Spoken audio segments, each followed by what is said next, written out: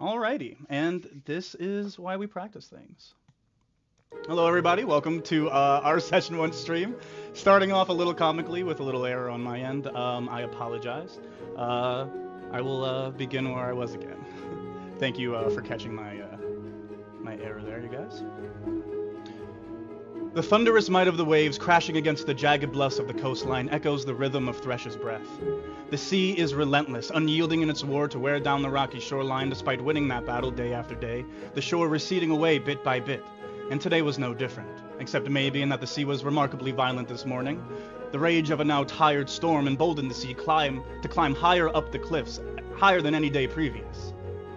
But then the lands shake, and the waves fall lower, and lower, and lower still. And like a giant emerging from its slumber, Thresh stretches its arms, and from the brine, the meadowlark expanse surfaced again after 87 years, sending these coastal cliffs into the sky. Mountains, cities, flora and fauna, and the people all once again tasting the sweet surface air. The expanse rises at points thousands of feet into the air before gently settling as Thresh once again finds a comfortable position to fall back to sleep.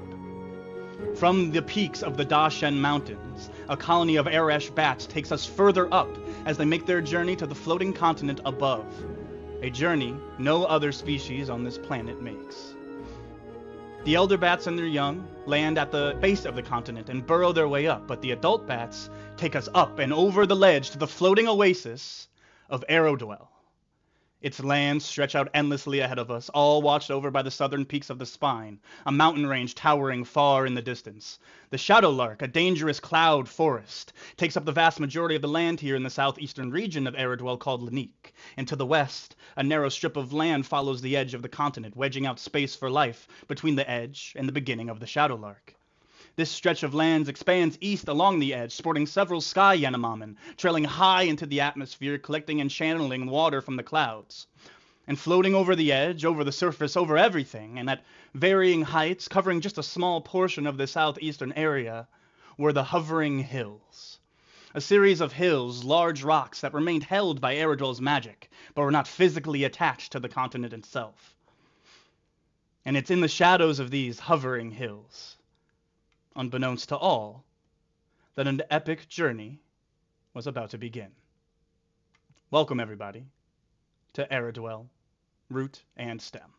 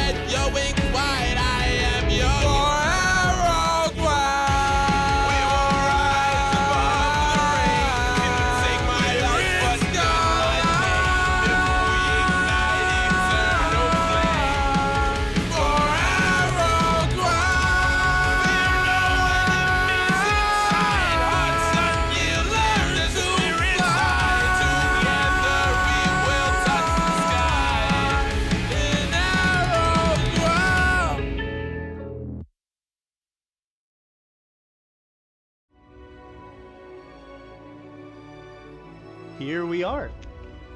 All right, everybody. There was a slight error in our session 0. I guys gave you the date for our starting today, so when I say the same date as session 0, know that it was a mistake last time, not a mistake this time. The year is 1019. It is Raxar, the second day of Feng Week, and the long storm season of spring in Lanique has come to an end, and summer winds are on the horizon. Last Reach is a modest village, with a population that fluctuates between 150 and 250 people, which makes its current population of nearly 400 entirely laughable. The village lies along the southeastern ledge of Aerodwell in a secluded clearing of the rolling hills near the Shadowlark. As such, it sustains a population almost entirely on its own, valuing above all local self-sufficiency. An agrarian society, Last Reach is surrounded by approximately 3 miles of farming and pastoral land that reaches along the woodland edge of the Shadowlark below the hovering hills into the sky Yanomami along the southeastern ledge. The village has one main road that runs north to south with a stream that runs along it. At the center is a town square with several market stalls lining the periphery of a large feasting hall. Along the main road are a few small businesses and tradespeople, a local smithy, a general store, a mill, bakery, tailor, cobbler. The structures themselves look less like buildings and more like extensions of the existing landscape. It was clear, simply by looking, that these structures were not built, but grown. Born from the foundation of the rolling hills, these living, breathing structures are made of wood, vine, and moss. Bisecting the main road are several cross streets that lead to the individual domiciles and family homesteads that populate Last Reach. With the arrival of warmer, drier weather, farmers are completing repairs on equipment, inspecting their pastures as they turn their livestock out for the season. This time of year always feels like a mad dash to plow and plant crops, utilizing manure, compost, and other sustainable sources of fertilizer and pest control. The townsfolk prepared for a bountiful year of growth and new life. This day, Last Reach looks much like it did when we last left our group. Over the weekend, yet another grand celebration had taken place, and the people of all shapes and sizes were strewn about the main feasting hall after a night of heavy gorging, drinking, and dancing, this time to celebrate the completion of the repairs on the southeastern sky Yanomami. It was a bittersweet celebration, for it also marked the departure of the Aerodwell, who would be leaving the following night for the next sky Yanomami in need of repairs. The bread was broken, laughs were shared, and love was fostered, but it was time to move on. Some of the village had taken up partners amongst the ranks of the nomadic tribe and so opted to join their order and move on with them, and vice versa. The mining company would also be leaving in short order. Their mission was considerably less fruitful than that of our gliding mechanics. The company is way over budget on its mining expedition. Apparently, the rumors the Threshstone Mining Company had heard about precious minerals deep in Dubek Cave were unfounded. It was truly unfortunate, given the treacherous journey they would need to make back across the Shadowlark, now empty-handed. As everyone began to wake from their respective stupors, they began to treat themselves to a small breakfast and start their day's work. The villagers began cleaning and setting their homes straight, the miners preparing themselves mentally and physically for the humbling experience of digging, to no avail. And the Aerothar are packing up the remainder of their equipment around the sky Yanomami and its encampment along the southeastern ledge. So as everything is stirring and people are waking up, we start our day with you, Bayard. You know, your mornings typically are relatively the same. You wake up, you get ready, you go to the mines. What specifically goes on in Bayard's morning? Or what are you doing this morning at the very least? You are muted also, my friend. Whoops.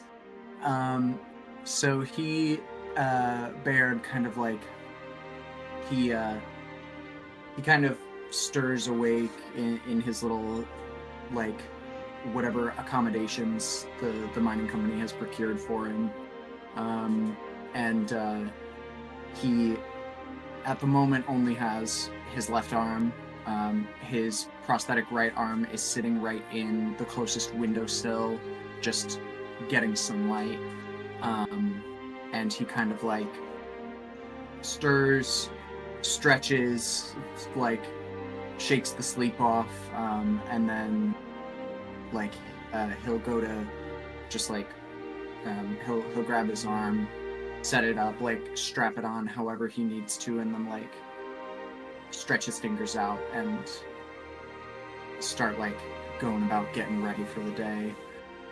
Throw his clothes on, do his hygienic stuff. I think he typically showers at night, because usually he comes home dirty, so. Gotcha. So as you go about your morning, you realize things this morning are a little bit more active than normal for this early. You see people kind of cleaning up after this past weekend's celebration, now that the Aerothar finished their job. But you also know that this means there's going to be a lot of people getting ready to leave, so a lot of work taking down temporary domiciles and the like. So you see people starting to get ahead on work like that, packing stuff up and getting ready to set this village back to the way it was before you guys arrived. Other than that, it's a pretty nice morning. The weather is nice. It's clear. It's a beautiful day. As you step out of your little area, you see a bunch of the other miners in the immediate area. Some of the people who have grown closer to you guys as well are in your little camp. And you see Tempest. Tempest, what are you doing this morning? Tempest is probably, he's probably found some breakfast somewhere and he's shoving it in his face. Yeah, that's probably it. He's just solely focused on eating food. He's hungry. Yeah, so Bayard, you walk out and you see Tempest probably very familiarly. I don't know if that's the word. Just smacking down breakfast. He's just gorging himself. Tempest, I see you found the nourishment as usual. Yes, well, I got these crazy, I don't even know what these are, and I kind of flip whatever's on my plate over. It's just delicious as hell, though. I don't know. I don't really know what they do here. Does Tempest have any dietary restrictions? God, no. No, probably not. Word. So you probably just have pretty a modest breakfast. There's some breads. There's probably some type of roasted boar. Not quite bacon, not quite sausage. Just some roasted meat and bread and some cheese. And probably some ale as well. Knowing Tempest. Yeah, You ought to be a little bit more concerning about what you stuff in that gullet. Why would I do that? Look at me. He kind of points at himself. You know what? You're right. 27-year-old in the body of 100 and so I don't even know. Yeah, absolutely. Whatever you say, my friend. And Barrett will just kind of pull up and start helping himself to a plate. He does. It's available. Oh yeah, absolutely. There's plenty of food. It's readily available. You guys both pull up a plate, and you kind of just sit down in your little camp. You don't pay much mind of it. There's a lot of people crossing through, but this morning, hoping to take down some of the Aerodwell domiciles and kind of walking through, you notice Sonny Shoemaker. Sonny. Real quick, Yes. Ben sent a message to you. Did you get it? No. He said the music seems a little loud. That's all. Okay. I appreciate that. We will bring it down. Do. Play with that. That should be good. Yeah. So we bring Sonny Shoemaker in, and you're carrying what were essentially the remains of one of the domiciles that has already been taken down. You see other people kind of walking around intermittently with some of these, kind of two people carrying them or maybe struggling to kind of hold it up with two hands. You just have one over your shoulder, and you're just kind of walking by. Handing it. I'm offering to take some off someone else's hands if they can't carry it. Just And one of the as you're walking by, one of the miners kind of hurriedly gets up from his breakfast. Sonny, right? Yeah. What's going on? Yeah. Look, we're getting ready to close up down in the mines, right? And you look like a helpful lad. We could really use a hand, pretty much doing what you're doing here, down and there. We got a lot of stuff we need to bring back up. Yeah. I gotta check with my dad. He might need some help at the shop today, but Absolutely. I'm letting my mornings. But let me just double check and I'll make sure to see if everything's good to go. That work with you? Works by me, yeah. And come back in an hour and let me know. Yeah, I'll meet back here in about an hour. I'll let you. That works. That should work. Thanks. Rio, by the way. Hey, anytime. Rio, you said? Yes. Yeah, Sonny just we'll just set the thing down so we can give him a dominant. He's right-hand dominant, so he'll set it down, shake his hand. Yep. And then he'll pick it back up. And then the guy doesn't question it. He just looks at you give him like, a nod. God damn, what the fuck? Sonny will wave to Bayard as well. Bayard and Tempest, sort of give him I think he does he has a wave. He does the 2-finger salute, you know. Mhm. Oh yeah, Bayard does the exact same thing back. It's just a. Tempest doesn't even notice. He's just invested in his food. And I know we know this, but just a reminder, it has been 8 months, so you guys would have all, even those of you guys who didn't know each other going into session 0, would have plenty of time to develop any manner of relationships that you guys would like at this point. But yes, you do, Sonny. You wave to them and you go about your day. As you do, you notice getting out of one of the more centralized tents, you see Flora going step out of her morning tent. She kind of like almost like half bows to you. Good morning, Sonny. Oh, please save the pleasantry, Flora. We've known you for too long for that. How you doing? And she just releases a huge yawn. Hey, you know what? That's a pretty good way to be doing. I'm looking forward to the day. Hey, love to hear that. Look forward to every day, you know? It's Absolutely. You can only have a bad day if you let it be bad. That's what they say. Hey, that's Melonberry's like caretaker, right? Yes. Yeah. Hey, can you just let Mel know that next time he rips his shoes and needs them fixed, not to just leave them at the door for me? That'd be fantastic. How about this? Hey! Melonberry! And she shouts back for Melonberry. Melonberry, you are kind of like half awake. You're in that state of waking up in the morning where it's like, you're awake, but you really don't want to be, and you're trying to go back to sleep, as you hear Flora yell back to you. What? You just hear her keep screaming your name. Oh, God. Scratch, you would also hear this. Are you awake at this time? Are you an early riser? I'm definitely awake. Oh shoot, is my camera lagging again? A little bit. Just keep going ahead with it. We'll see how it goes. Okay. Scratch is definitely awake. Scratch is probably making breakfast for Flora and Melonberry. Got you. What are you making? He's making probably some of that not bacon for Flora, and like some sort of like grits. And he's making a grilled cheese for Melonberry, and being very careful to cut the crusts off. He just goes by, Flora, just go get him. You don't have to yell. He can hear you. He has giant ears. He can hear you. They don't see this, but Sonny, you see this. Flora just starts to laugh. Looks like if you want to talk to him, you're gonna have to go talk to him yourself. I got places I gotta go. Just next time I see him around, I'll pass the message. Absolutely, I'll do the same. And she'll kind of go about her business. She'll walk in the opposite direction. Gives her a nod and keeps going. Scratch, what are you cooking in there? What are you cooking in there? Oh yeah. Oh yeah. Sorry. You just went over us. Yeah. You just went over that. I apologize. As you're cooking in there, it's a few moments, but eventually a sleepy, tired-eyed Melonberry does emerge from your room. What does your mornings in this household look like? Melonberry, I think, sits at the table waiting for his grilled cheese. And like, I think mornings are especially hard for him, like feeling wise. I think that's part of why it takes him so long to like get rolling out of bed. It's just because like just the way he's feeling, just feeling more like weak and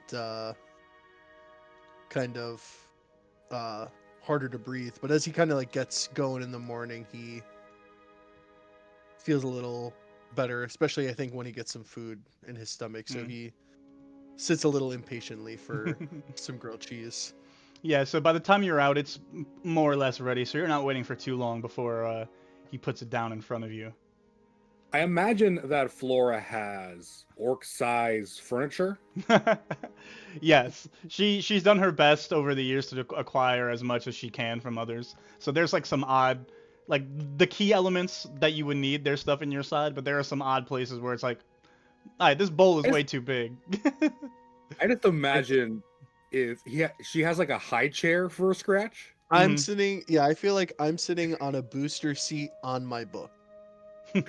So I imagine like to put a plate on the table, I have to like put the plate on a chair, then climb up a chair, then put the plate on the table. It's like a whole thing, journey for me to put a plate in front of them. Yeah. Just a whole view. Wow! Look what the cat drag did. Well, the cat's grilled cheese, not the cat. I was here the whole time.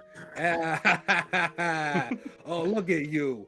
Oh, you're so cute when you're not sleeping. All right, eat up. And he goes back down, goes back to the kitchen. Melonberry grabs the grilled cheese and like uses his ears to rub his eyes as he takes a bite. Hey, did you wash your ears? Yes. You know I know when you're lying, right? Melonberry, don't. go ahead and make a deception check. God. What's Scratch your is such a dad.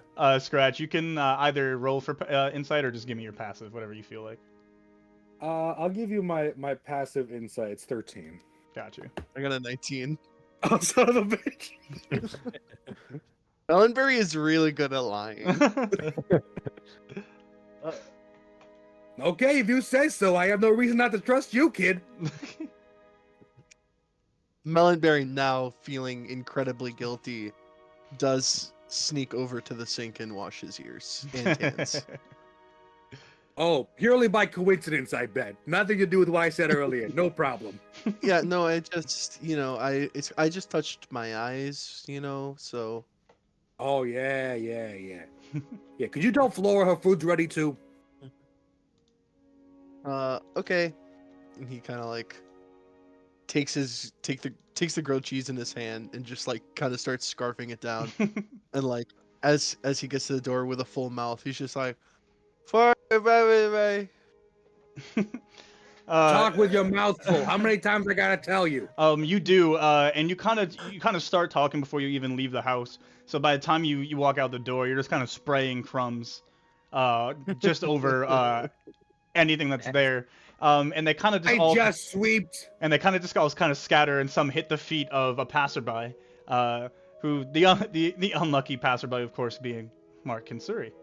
Mark, what are you up to this morning as you are out and about, walking about the village this lovely morning? Hi, Mark. Hi, Kate. Mark is, I think he lives nearby. I think these are the first people he met, and he needed to put his house somewhere. So he's tried to put it here. And today's a dig day. So Mark has like a real crappy wheelbarrow, and he's gonna go find some clay or dirt that looks like it's got enough clay in it that he can filter it out so he can make some pots later. It's as you're going about getting ready for all this, that you are stopped by one of the villagers. You recognize this person. His name is Ibazu. Ibazu. Ibazu. And you know that he is relatively young. He's a young human, around the similar age to Sunny. And you know that he kind of like works part-time with the smithy every now and then. And he comes like running up to you. Hey, Mark. Yeah. Hey, bud. How you doing today? Oh, good. Dig day. Dig day? Yeah. No, gotta get the clay from somewhere. Oh.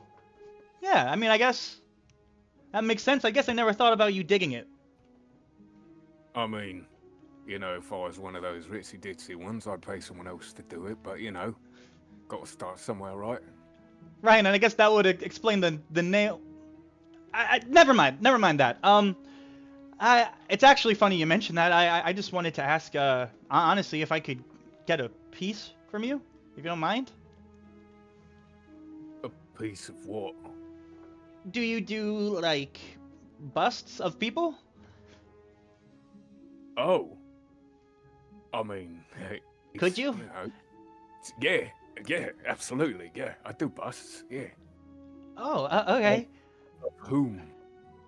Oh, well, my girlfriend, of course. Oh. Yeah. You would know who he's speaking of. He's speaking of one of the other villagers, an elf named Leandra. Okay. Yeah, all right. How about this? I'm gonna dig some clay.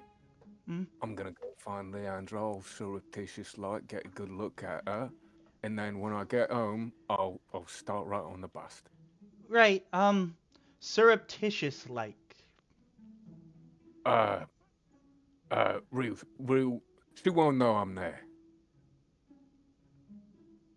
Okay, and that's like your normal process? Well, I mean, do you want to be a surprise or not? Right. Yeah. No, you're right. I don't know what I was thinking. Yeah, of course. You just do you and right. Okay. Yeah, of course. You're the artist anyway. You know what you need to do. Um, how long is that gonna take? Well, I could, you know, I I could put this. I'm a very busy artist. Oh, I could I put, understand. Of course. could put at the top of my list because you're a friend, of course. So you know, maybe 5 days. Oh, that's way quicker than I thought. Yeah, that's perfect. That'll be perfect. Thank you. I'll talk to you like a couple days. Check on your progress. Yeah, of course. All right, cool. Yeah. Thanks. And he'll kind of just run off and like awkwardly be like, bye. He like just keeps Is looking he back. He doesn't always know how to like say this? goodbye. What was that? Is that guy always like that, or is he being weird? He's a little like he's a little bit like that, but he's definitely being a little extra weird. You get the sense. Go ahead and make an insight check.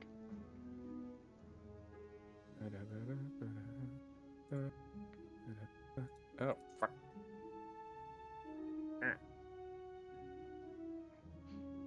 Good old 10.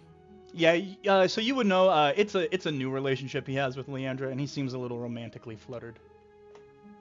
Ah, I see. Yeah. So he was seemingly just a little embarrassed to go talk to you about this. Oh, that's sweet. And then he kind of like and runs off. You know, however, first let me ask you, Ryan, has Mark ever made a bus before? No. Okay. You would know, Mark, that you would need considerably more clay, especially considering the fact that you will probably mess up and then need more clay. Well, that's the thing about clay. If you fuck up, you squish it. You start again. And you would also know that over the last couple of months, recently, you've been kind of experimenting with what you've discovered to be a newer, stronger, and also more malleable clay that you're finding it easier to work with, found in Dubat mines, which you would not have which you probably wouldn't have discovered on your own if it had not been for the mining company that had been going down there. You also know that anytime you've asked, they've allowed you under supervision to go down with them into the mines and collect as much of this clay as you'd like. And you figure that if you're going to undertake a job like this, you probably will need some better clay. Oh, I'm absolutely going there then. Absolutely. All right. You start kind of finishing getting everything set up and getting ready to head over there. You also know where the mining camp kind of is, so if you need to go and just like talk to any of the guys and ask, you can. And as you do, you see the Aerodwell, specifically the Hadose, are usually pretty active in the mornings. They're pretty active all the time. They're very high energy people, so you see a lot of not just the young, but the adults kind of running around playing as they kind of strike their homes and take down their temporary domiciles. Among them, we see a group of Hadose playing, a group of siblings. It is the Gulnar family, which includes our friend Epek. What are you and your siblings doing as like your little morning play routine? Well, I can tell you it starts every morning with a big old glass of Miraculin berry juice. That's always a great way to start our day. But then, I don't know, man. My brothers normally go to work out first thing in the morning, so they are probably, I don't know, doing jumps or catching, throwing the thing back and forth. My brothers are professionals in a sport, Sanook. So, yeah. So they're and kind then of the rest of practicing, us- and you're trying to tag along in there and get involved. Yeah, the rest of us are just kind of messing around and just like having fun, but also like messing with them and making it harder, and like, you know. And remind me, it's Simul and who else are the professional players? Aslan. Simul and Aslan, right? So as they're playing, it kind of turns into a game almost of like a monkey in the middle with you and the other siblings in the middle, and them throwing the ball back and forth over your heads, around you guys. Occasionally, you guys will jump or climb up something, jump off, and glide down. It's a pretty sprightly, a lively game. You guys all seem to be having fun, even though you guys don't ever get it from your brothers. Not even once. And they're razzing you and teasing you until at one point they throw it, and you do catch it, Epec, but kind of unintentionally. It's one of those moments where the ball kind of just slams into your chest when you were unaware, and you kind of knocks the wind out of you just as you fall to the ground behind you. And in a flash, you kind of see Simmel standing over you, his hand to you, offering to help you up. Come on, Epec. Anyway, he'll pull you up. Hey, thanks. You gotta be tougher than that, kid. Hurt. Hey, I took it, didn't I? You did. You always do. Yeah. We all did. It's the Golnar way. That's what makes us tough. It's what makes us such great players. Or so they say. I think it's just you two, isn't it? Ah. I don't. Maybe with that attitude it will be. You keep your chin up, kid. All right. Thanks. Plus, we all have different talents. You got your thing, we got ours. I can't draw a picture like you. That's true. You're pretty bad with a pen. Hey, come on now. It's not that bad. No. It's not. He sounded so hurt. Look, if I were to speak that way about the way you play Sanuk, you would feel bad too, right? No, you'd be correct. Pretty bad. You know what? Touche, Epec. Touche. You ever do that masterpiece you were planning on? You only got a couple more days. Maybe. Maybe. I might leave it for them when we head out. We'll see. Running out of time there, bro. Hey, I only need one night. I know you. You got a location picked out yet?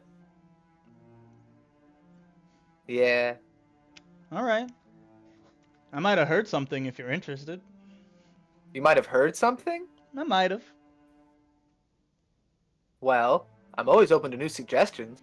Only if you're open to it. I don't want to force it on you. You are the professional artist after all. I'm the Sanuk player, right? Oh my god, come on, bro. Just say it. All right. So, over the weekend, well, no, I got pretty social this weekend. I had a lot to drink, and you did a lot of talking to a lot of the people, and just before we left. Yeah. And I don't really care much for being underground because you can't really glide much down there. It's not really my cup of tea. So I always kind of was confused by the miners and why they would do that as like a profession. So I got to asking them just kind of like what it was like down there, and they kept describing all these crazy large open stone faces with existing art and natural life that was already pretty beautiful there, but with room for more. It just sounded like the kind of place that somebody with a can might want to go and check out. By this point in the conversation, Epec's head is fully on its side, and he's like, "Oh, really? Oh, you learned this weekend, and you're just choosing now to tell me? Huh? Some brother." Well, again, it's not. I didn't think it was any kind of idea. I just learned it the other day. The other day? Today's today. The other day was the other day. It's like I told you, there was it was a long weekend. It's all right. I get it. It was our last weekend here, I wasn't responsible exactly. I wasn't on repair duty in the morning. I was in the evening, so I could sleep in. It was the whole thing. So where is this cave? It's where the miners go. It's Dewbat Cave. Oh, okay. I know where that is. You've been inside? No, but I know where it is. Oh. Okay, I mean, yeah, I guess I do too. I just haven't been. No, do you want to go? No. We can go tonight. No, again, don't really care for the underground part. Imagine how good you would be at Sanuk if you learned how to play underground in the dark. You're right. Considering those conditions are never replicated on a Sanuk tournament, probably wouldn't help much at all, but nice try. It's not gonna happen, Epec. That's more your speed. And may I also recommend not going at night? I don't know, that just seems creepy to me. Why? You go out at night. Cave? You go out at night because it's dark, right? It's already gonna be dark in the cave during the day. That's a Double good point. darkness. Yeah. Darkness doesn't Double stack in this system. Oh damn. Ooh. Boo, oh, boo. Lame. It's I need to double respect dark. my character. I am the darkness. You merely inherited the darkness. I was born in it, okay? Yeah. So he just kind of like, it seemed like something you might be interested in. Just thought I'd tell you. Sorry if it was too late. You do with that what you want. Hey, thanks, Simo. I appreciate it, bud. Right, and maybe while you're down there, you can learn how to catch the ball, huh? And he'll kind of like Maybe. slam it into your chest again. He takes it and he bounces it like into his skin flap and spins it around and yucks it at Aslan. Aslan, who was kind of just minding his own, doesn't necessarily notice you throw it, but just as quickly catches it in his flap, cradles it, and throws it back to Simmel, like it was nothing. Yeah, of course he does. So as He's so everyone cool. goes about their mornings, all this takes place over the course of, let's say about an hour. The mining company now, you guys begin to ready for your trip down into the mines. You guys know that there's like a little station just outside the cave where you have all of your equipment before you get lowered down into a base camp, and then from base camp you go down into like the active mines, where you guys will actively be doing some work. But you also know, Tempest and Bayard, that with the closing of this expedition, that a lot of the work done right now will not necessarily be digging. They will need plenty of people to just like help like wrap stuff up, just like take down some of. They're not taking down like all of the homes and stuff that are built down there, all the structures, but just like emptying them out, so that they're ready for next time if anyone else has to come down here. So yeah, you guys get up, join up with the rest of the miners, and start going towards the cave.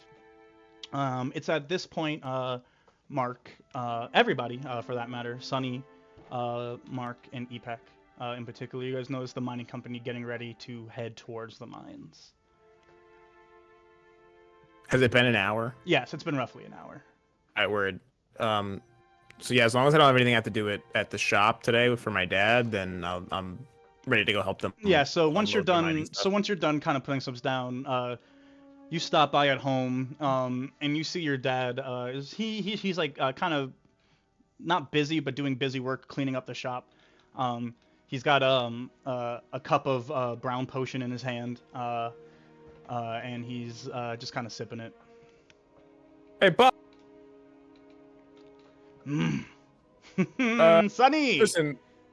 He's standing on a Hey, stool behind the shelf right now, so he's just under eye level with you. I'm like leaning in the doorway. I'm like, hey, the mining guys asked me for a hand helping to deconstruct some of their equipment down in the Excellent. in the mine Yes. shaft. Did you need anything today at all? No Oh. pickups or anything? Nah, I'll be fine, Sonny. You have fun. I'll take care of the shop. I will be all right. You spend time with the miners before they depart. All right. This feels like a trap.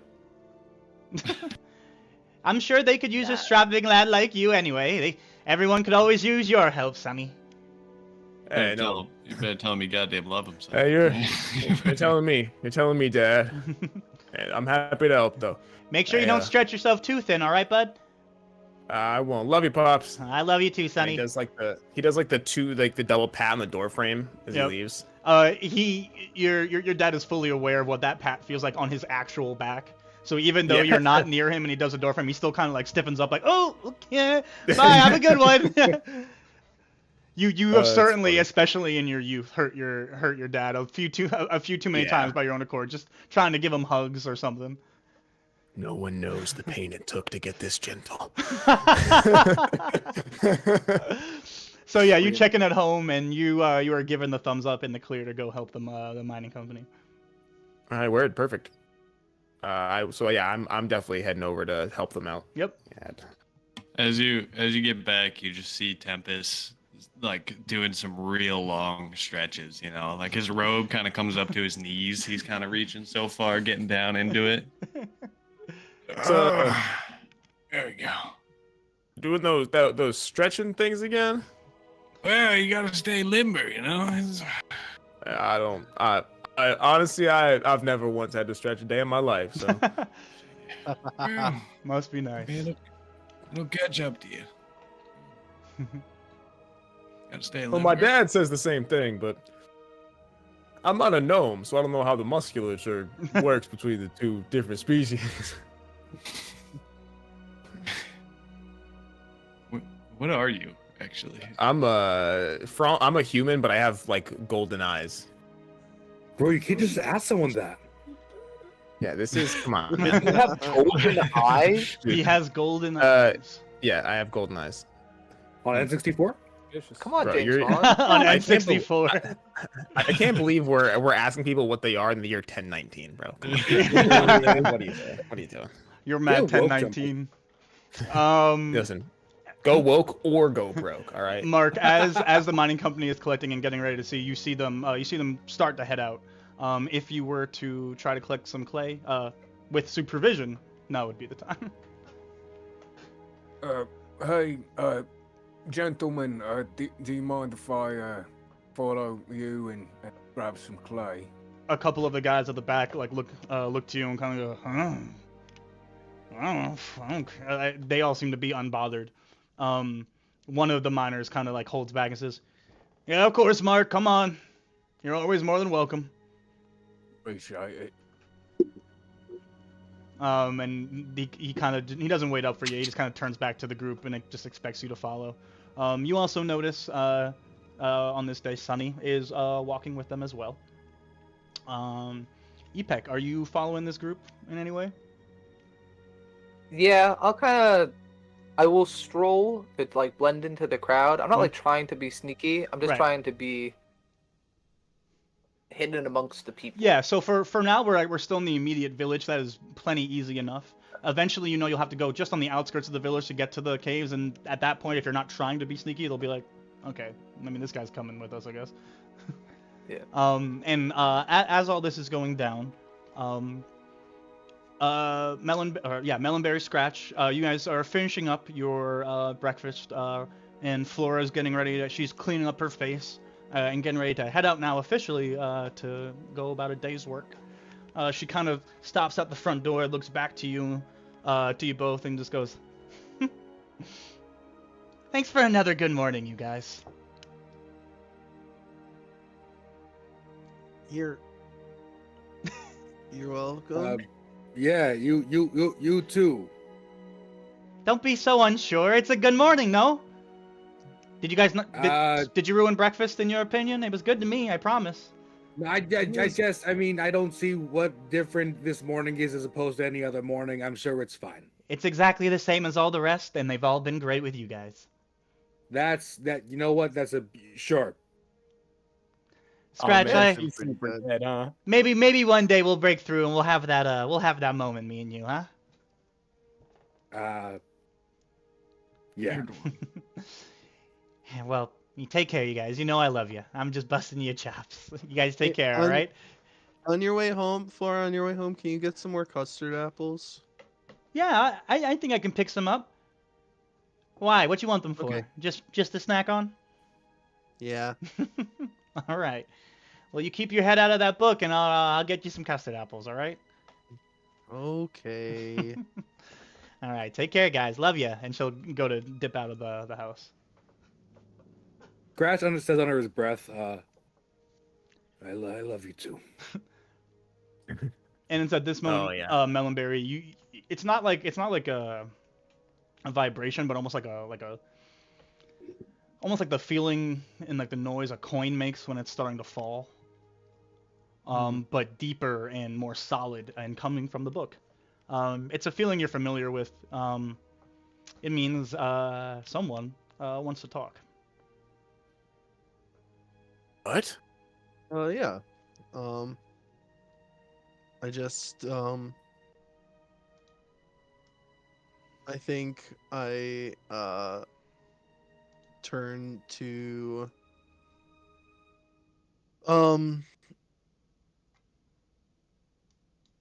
Scratch, and I'm like, "Hey, Scratch, I don't want to miss anything you do today, so I'll be right back. Just bring the book with you." You want me to bring the book with me? Yeah, yeah, and then when I'll just see you in a little bit. I don't want to. I don't want to come back later and have you be gone and me be bored.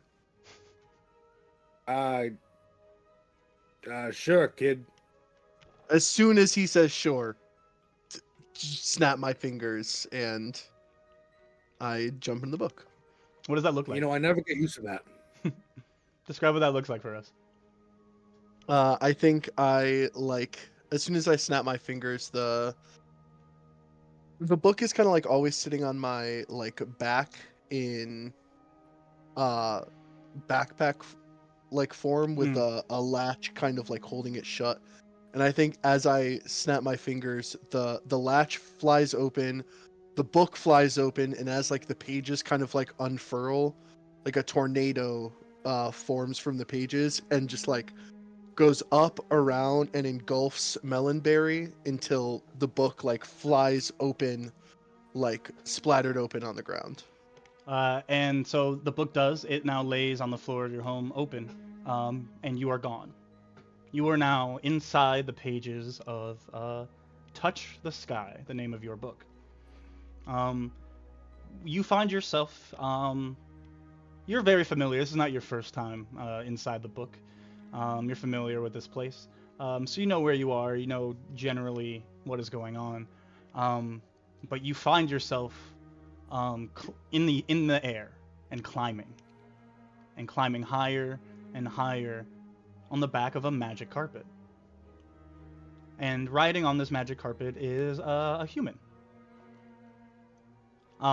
This human riding the carpet is familiar to you, and he exclaims all at once, almost as soon as you appear, "Splendor!" Would you like to describe what he looks like for us?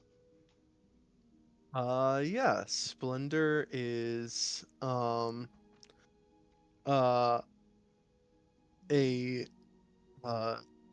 genie, but is kind of takes the form of a human man on this page. He has curly, kind of ashen gray hair, that almost at the ends of it look like they turn into wisps of the wind, and kind of just the beginnings of a goatee at this point. And he's kind of got on these this loose fitting button up kind of pale green shirt, and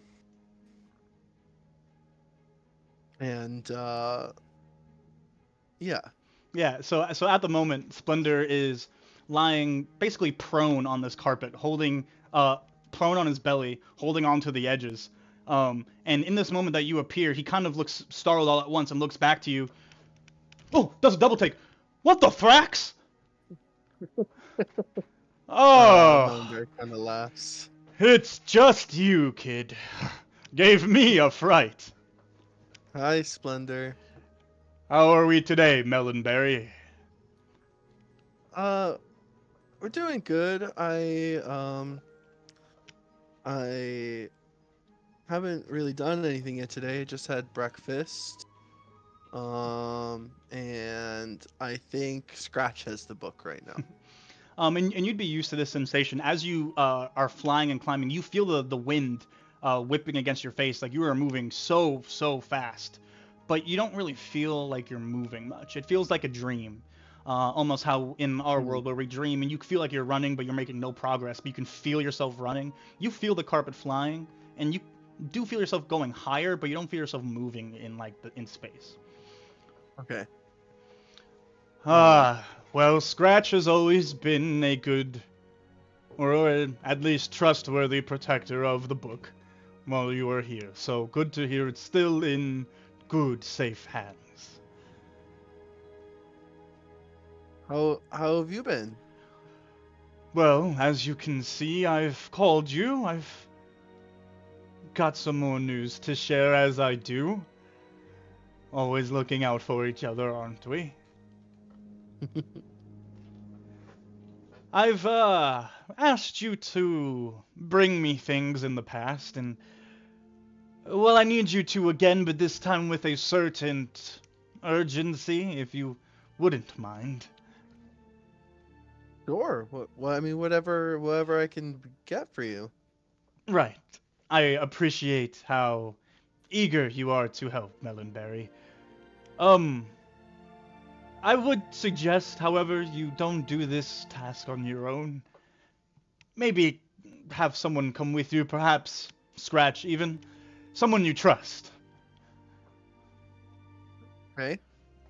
Good. It's not necessarily the safest thing, but you should be fine, and as always, I will be with you. Well, what do you need? I need for you to find something for me that has been lost. It is a small chest. No bigger than this. You could hold it in your two hands. Well, I could probably hold it in one, but you in two, since you're so tiny. Yeah. And it has a special puzzle on it that needs solving, and I have come to believe it's in Dewbat Cave. Oh. That's like right here. You understand why now I ask you for your help. Yeah. Yeah, I think I could do that. I mean, yeah, I'll just ask Scratch to come with me. I don't think he has anything to do today. Well, I'm sure if you bring him a snack, he'll be more than happy to help. That's right.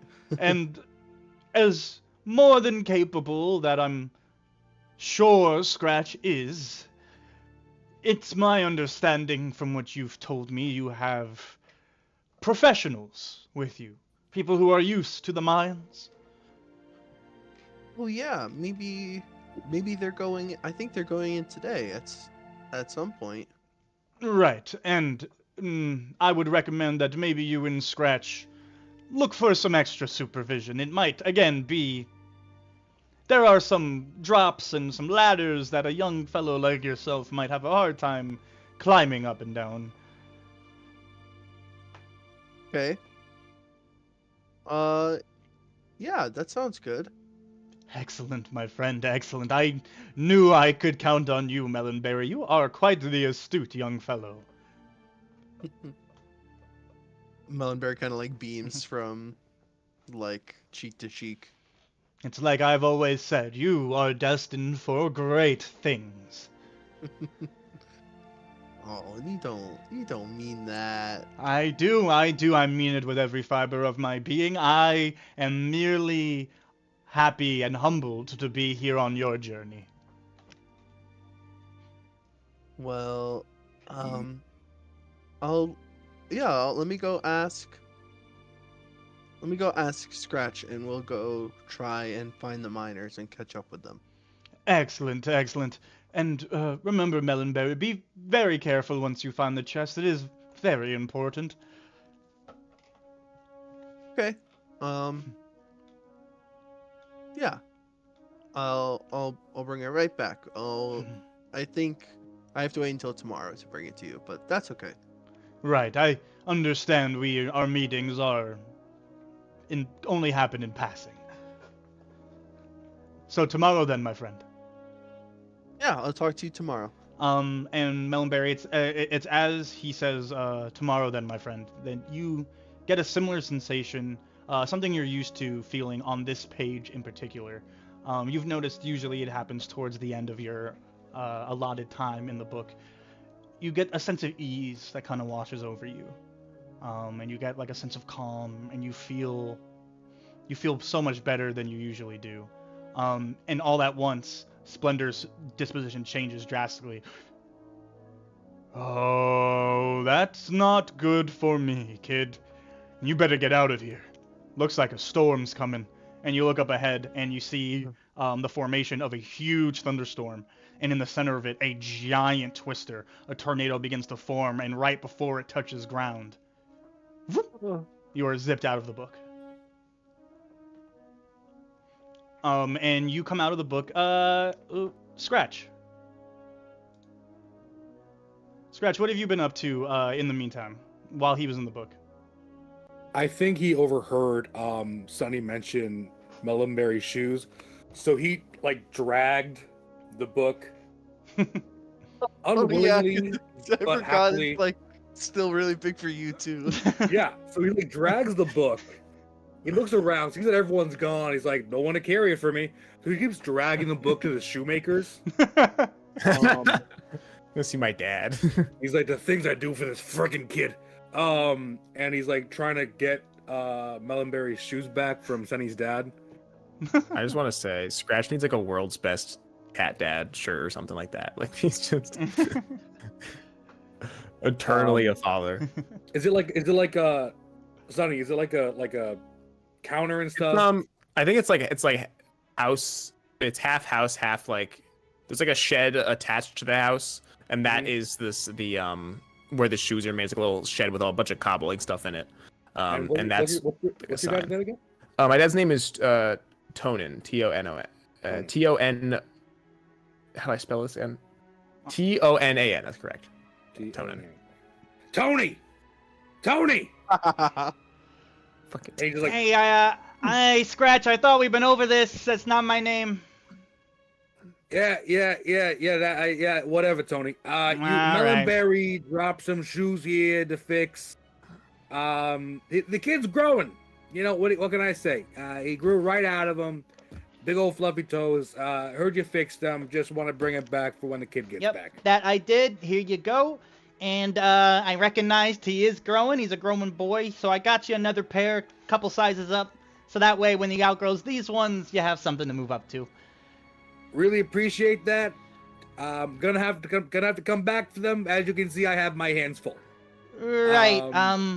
Is he? And he kind of like points at the book. It's common knowledge that this kid disappears into the book. Yeah, he's in the. He's Right. in there doing his thing. You know, growing boys need their privacy. What can I say? I guess I never. Oh, okay. I mean, you have a son. You get it. Right, my son. Not that He's my a son, little. Not that I think of him as, he's a boy. That's. Right, you don't think of him as a son. You're not a cat. I understand. The picture's clear. Fantastic. Thanks so much. Tony. Right. And he puts he grabs wait. Can I reach the counter? Yes. Tonin is in fact also about your height. He's only slightly taller than you. Okay. So most of the stuff in this shop is either built for someone his size or dual purposed for average sized humanoids and shorter humanoids. Scratch is fully aware his name is Tonin. Oh yeah. And Tonin's fully aware you don't like being called the cat. So he puts the shoes on top of the book and then tries to start dragging it back to our town. And you do, and it's not very far once you get away from the shoemaker's house that you see the shoes kind of like wobbling on the book, almost like someone's underneath them trying to bang on something and they're like blocking them in. Melonberry, you're having a hard time getting out of the book. It's actually kind of fucking terrifying. He's just like banging on the cover from inside. Yeah. I think you're muted, Melonberry. Yeah. I think Scratch probably hears a muffled like, "Move the shoes! Move the shoes!" Oh, right, because he needs to, yeah. And he takes he stops for a second, catches his breath, and then takes the shoes off the book. He just immediately like flops out, like gasping for air, like as he's like just like tumbles out of the book. And The second you do, Scratch like jumps 3 feet in the air, going wow. Bruh. What? I thought you can't keep it close like that. I can't carry your book and your shoes. You gotta pick one. I didn't ask you to go get my shoes. What was I supposed to do? Just sit around and watch a book? It's not very... Look, reading books, I get it. Watching a book, not as interesting. All right, well, can you come with me to Dewback Cave? No. And he just starts walking away. Damn. Please? Mel, it is Dewback Cave. You are a small little person. I'm a small little person. I have stuff to do. Oh, really? What stuff do you have to do, young man? I need to find something. Oh, you can find it in your room. Let's go. And he starts. No. Crazy. Okay, I guess. As you guys approach back to the house, dragging the book and the shoes behind you, Melonberry, you see kind of off to the other side of the camp, the mining company readying to go towards the mines. Like, I feel like I notice it, and then like, I just kind of like let my ears flop down a little extra and put on some sad eyes, and I'm like, okay, well, I guess I'm just gonna go explore the scary, dangerous cave by myself. You will do no such thing. No, you will not. Well, yes, I am. He's just, like, slowly- You are grounded. I don't know if I have the authority to do that, but you are grounded. Can't ground me. Well, Flora's not here. Okay, so I'm going to the cave. You better not. Okay, you want to go to the cave with me? No, I'm gonna start. I want to grab the collar of his baggy sweatshirt, start pulling him back to the tent. No. Do you allow him to do Is this? is he near us? Near you, no. Within like visible, like within eye shot, like you, if you were looking that way, you could see it happening. Yeah. It's too far away. Never mind. Do you let that happen, Melonberry? Can I? No, I don't want to let that. All right, so happen. Try to get out of the way. contested grapple. Scratch, go ahead and do so at disadvantage. Right, sure. The guy with -1 athletic. Hey, don't worry, Melonberry's isn't very better. It isn't much better. Well, I'm not a nosy person who reads other people. Damn. If I'm trying to Damn, if I'm trying to Melonberry. escape, if I'm trying to escape a grapple, it's acrobatics, right? Yeah, If I it want. doesn't even make much difference when you roll nat 20s. Yeah. You rolled that 20? Yeah. Why are you bother rolling at this point? Yeah, Hey, absolutely cooked. You still roll it just to roll it, but you did just What if you roll a nat 20? Because what if you roll a nat 22? Yeah. I got disadvantage unless I get 2 nat 20s. Unless you get 2 nat 20s. Yeah, it happened. All right, let's see what happens. I've seen that exact situation happen before. It probably won't happen now, but Nope. It did not. fucking. So you go to grab Melonberry by the scruff, and Melonberry, you kind of dodge and you escape. You have a moment if you wanted to go, you could. He just tried to grab you, and you kind of dodged it.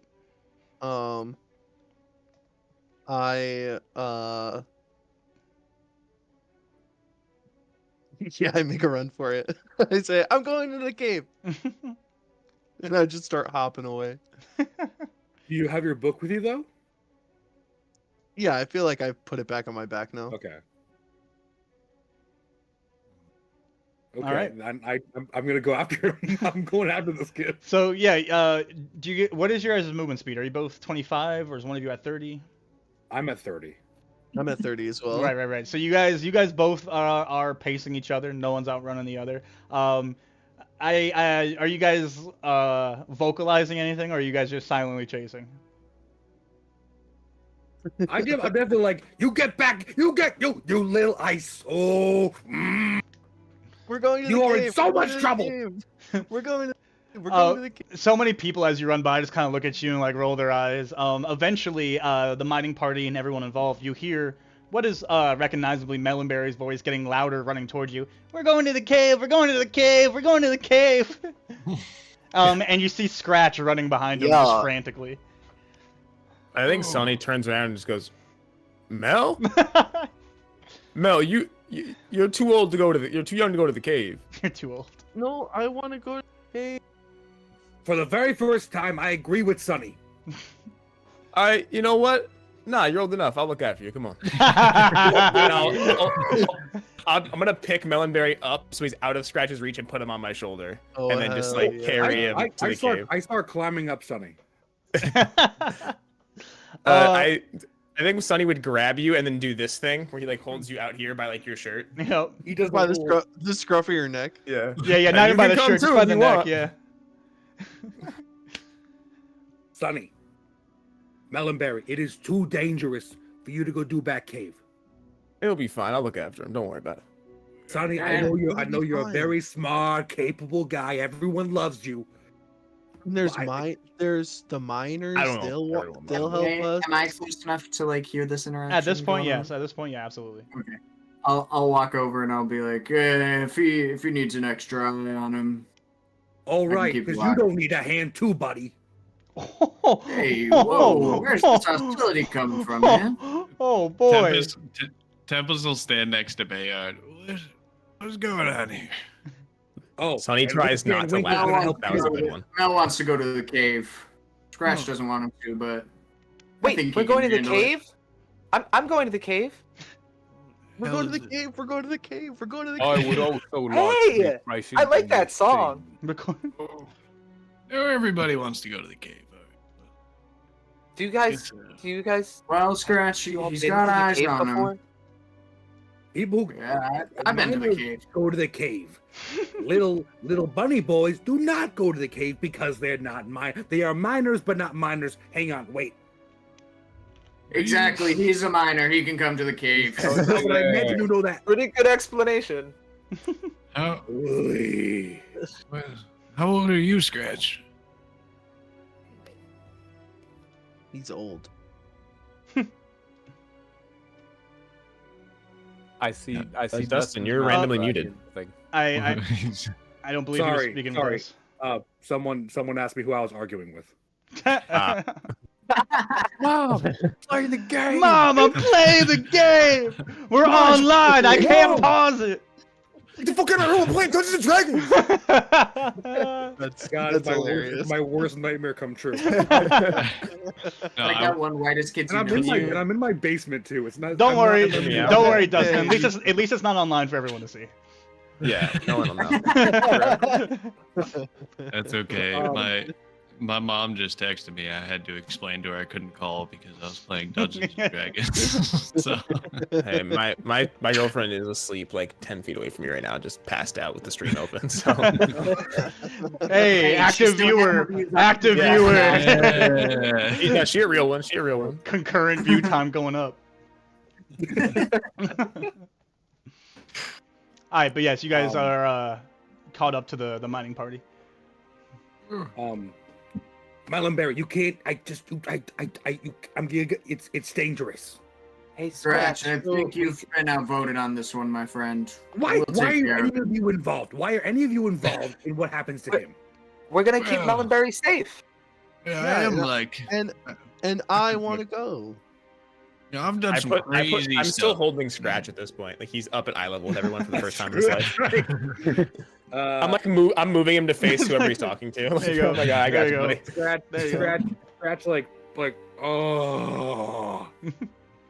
You Okay. want me to put you down now, or you like being up here? No, I actually like being at high level All right. for one. It's All right, no, Hey. no worries, I got you. I don't like being the only short one. Everyone else is up there. I lower Scratch a little bit so we can be eye to eye with Ethan. Hey. turn me back to Melonberry. I just sort of go like this now. Okay. Can you just tell me why it's so important for you to go to the cave? Cause I gotta get something. What do you need to get? I'm just looking for something for my friend, okay? Who? I'm your friend. Who's your friend? I have other friends. Besides these jokers. It's, you know, Hey, man, my you're being friends. really hostile right now. Yeah. Not I even just that wanna funny. go in the cave and you're making me feel really bad about it. And can I roll a deception check to fake, look. cry? Oh, gee, okay. Yeah, yeah. All the pieces- Roll a If you deception really check wanna for go. some crocodile tears. Oh, sorry, If not you really- not crocodile tears. Uh, Yeah, no, we'll, yeah. we'll have to think of something else for a crocodile. They're vulture tears. Vulture tears. Sure. No birds. There's no birds. Yeah, no vulture. Oh no, you're right. Damn it. There's mammals. 17. Dewbat tears. Yeah, we'll call them. Yeah, Yeah, we'll call them Dewbat Dewbat tears. tears. We'll call them Dewbat tears. I'll call them Dewbat spider tears. tears. I would imagine you guys don't have any passive insights above a 17. No. You guys all see Melonberry start crying. Oh Okay. man, Scratch, you Sonny, made the kid cry. Sonny, can you put us down, please? Yeah, and I'll put Scratch down, and then I'll I just lift Melonberry up by like his side, and then I'll put him down. Oh, I don't want to get down. Melonberry, The can you kid's so Melonberry, come here real quick, please. I go over reluctantly. If you really want to go, and these terrible gourd seed players want to take you, I take extreme offense to that. Excuse Came me. in second. That's crazy. Pretty good. I'm sorry. Did we win or did we lose? We Well, lost that time, but we okay, won a couple alright, there times we go. between then and now. Anyway, Yeah, we lost that one time, and then we won all the ones after that. I don't want to hear anything from you. You're so hostile. By singling me out. That's just being mean today. Mel, Yeah. if you want to go, I will go with you. We're going to the cave. We're going to the cave. All right. Tears immediately cleared from his eyes. He's excited all at once. Ooh, you're getting too good at that. You're getting too good at that. I will go with you, his but you greatest weapon. always stay by my side and in my sight. Do you understand? Yes, sir. And I straight launch like bunny hop up back onto Sunny's shoulders. I don't even move. Like you hit and it feels like a rock. It's just It's just sturdy. I keep going. Scratch shuffles back, like, we're going to the cave. All right, that's what I like to hear. I'll give Scratch a nice solid like pat on the back, but it's probably a little too hard for him. Wait, should he do an attack roll? I can. Dude, Just his unarmed damage kill might him. be kind of high. I'm not Get gonna him. lie. I wouldn't do that. might You hurt. do not need to roll to attack him unless you're trying to hurt him. All right. Scratch definitely does not. I'm not trying. I'm not trying to hurt him, but I'm like patting him on the back with the same strength that I would a fellow miner. Okay, Scratch definitely falls over. Go ahead and make Bayard. Go ahead and make an unarmed attack roll, and Scratch make an athletic or make a strength save. Oh boy, there's that -1 strength. Okay. Coming in clutch. Not Constitution. Scratch a strength save. Oh. A strength save. A strength Well- save. Oh, strength save. I'm sorry, strength save. All I good. apologize. All good. Well, And Dustin, there's another nat 20 against you. That's Damn. crazy. And I got a 2. I got a nat. Yo. Unnatural 2. Shout out Not to the your and to bro. be clear, I'm not That's trying to hurt. No, exactly, which is why he's rolling a save. It will not do damage, but it will knock him. You will be knocked prone. Scratch. If we ever get into a fight, we just put Scratch in the way of all the enemies. You'll crit them long all. enough for us to swing, and then we move them out of the way quickly afterwards. Watch, it's Never- just we'll never my miss. luck. You guys crit him always. I'll never crit him once. Yeah, right. Exactly. Good. Let's keep it that way. He'll So be immortal. Yeah, let's keep it that way. So yeah, you knock Scratch prone. He's Sorry, on the kid. ground. There's like a Jeez. big cloud of dust. He just goes.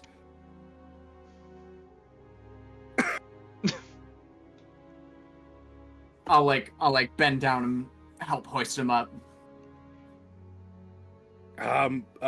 Okay. I feel like a part of me deserved that, but I definitely did it. Seemed a little harsh. Let's just get going. I'm sure you'll cheer up. Yeah, that's the least likely thing to happen today. Sounds like he could use a catnap.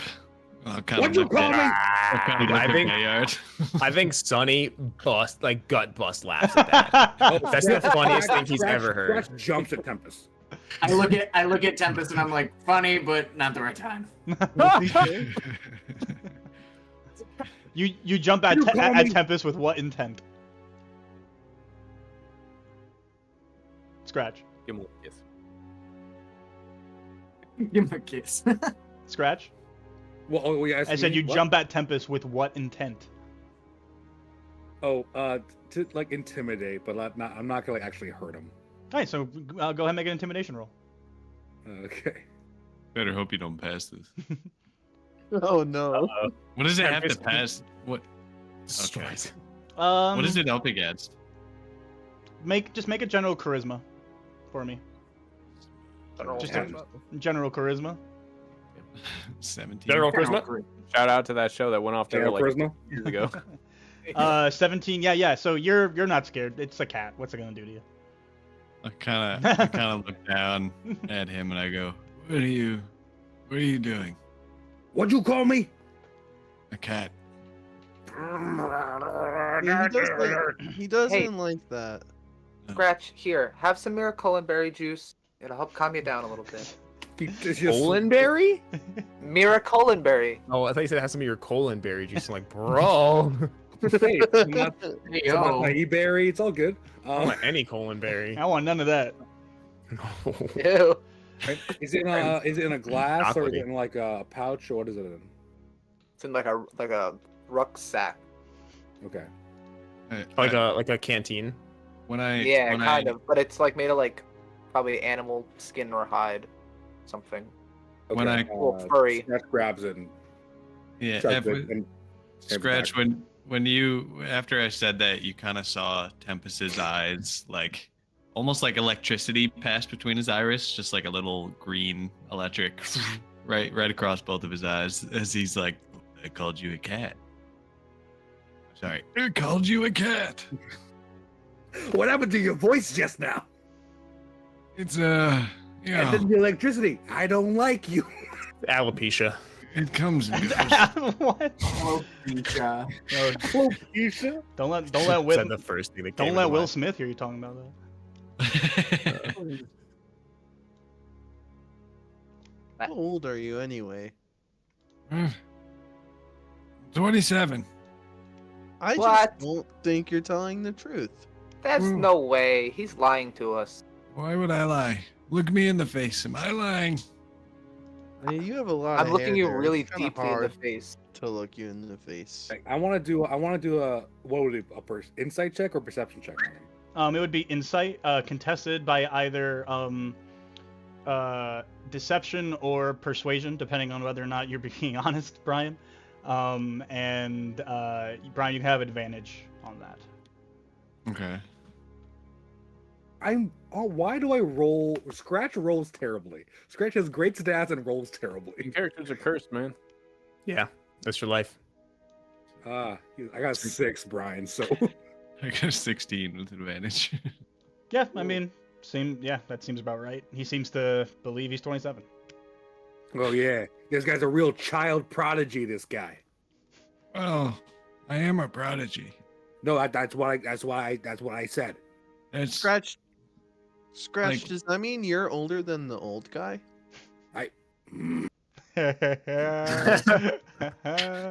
Yikes. Yikes. Who are you calling old?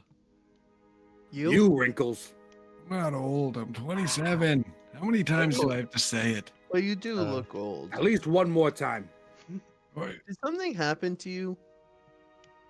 what do you mean? I don't know. Are you sick? I mean, like general sickness or like? General sickness? General sickness. Little sickness. No, I mean I feel fine. We did counter the bomb. Sick in the head, maybe. Yeah. But... The general counter. The general counter. Tempest just like does the kickflip and be like, I'm fucking sick as hell. Melonberry, or DM, if this Yes. is allowed, Mhm. can I have Melonberry make a perception check? Against what? Just, I want to see if he notices something that Tempest would do when he asks that question, essentially. What does Tempest do when he asks that question? Well, like, "It's a it secret." depends. It's a secret. Oh, I see. Yeah. So I understand that it's a secret, but you're saying you want to keep it a secret even from the players, not just the characters. Yeah, so I guess I would want to try and hide it from him, but so I'm essentially Melanberry you're at making a first. stealth check is what you want to do. More deception, I think. Right. So go ahead and make deception or persuasion, whichever you want, and will be against Melonberry's insight Okay. or Tempest is perception. the GM. You can do insight or perception, Melonberry, whichever you'd like. Yeesh. I got an 18. Damn. I got a Oh, 20. get absolutely cooked. Okay. Whatever you did, he saw it. So when you asked Tempest that, and he said no, he's fine. He kind of has a look on his face of almost like he's remembering something from his past, but he kind of pushes it away. It's like a momentary lapse of like he's gone from the conversation and then he's back. He's, no, I'm fine. Why? Does he stare to the middle distance? Yeah, it's like a 1,000-yard stare, just off. And then he's back. Oh, I'm fine. What? Why do you ask? I was just wondering. Oh. Okay. Well, we should probably get on the road. You know, my old feet are, they hurt. We should Oh, go. they're old feet but now. you're not old. Well, I'm 27. That's, pretty As old old. than I am. There Yeah. you go. 9 years on me. Mm. Or- How old are you? Hold on, I'm doing math.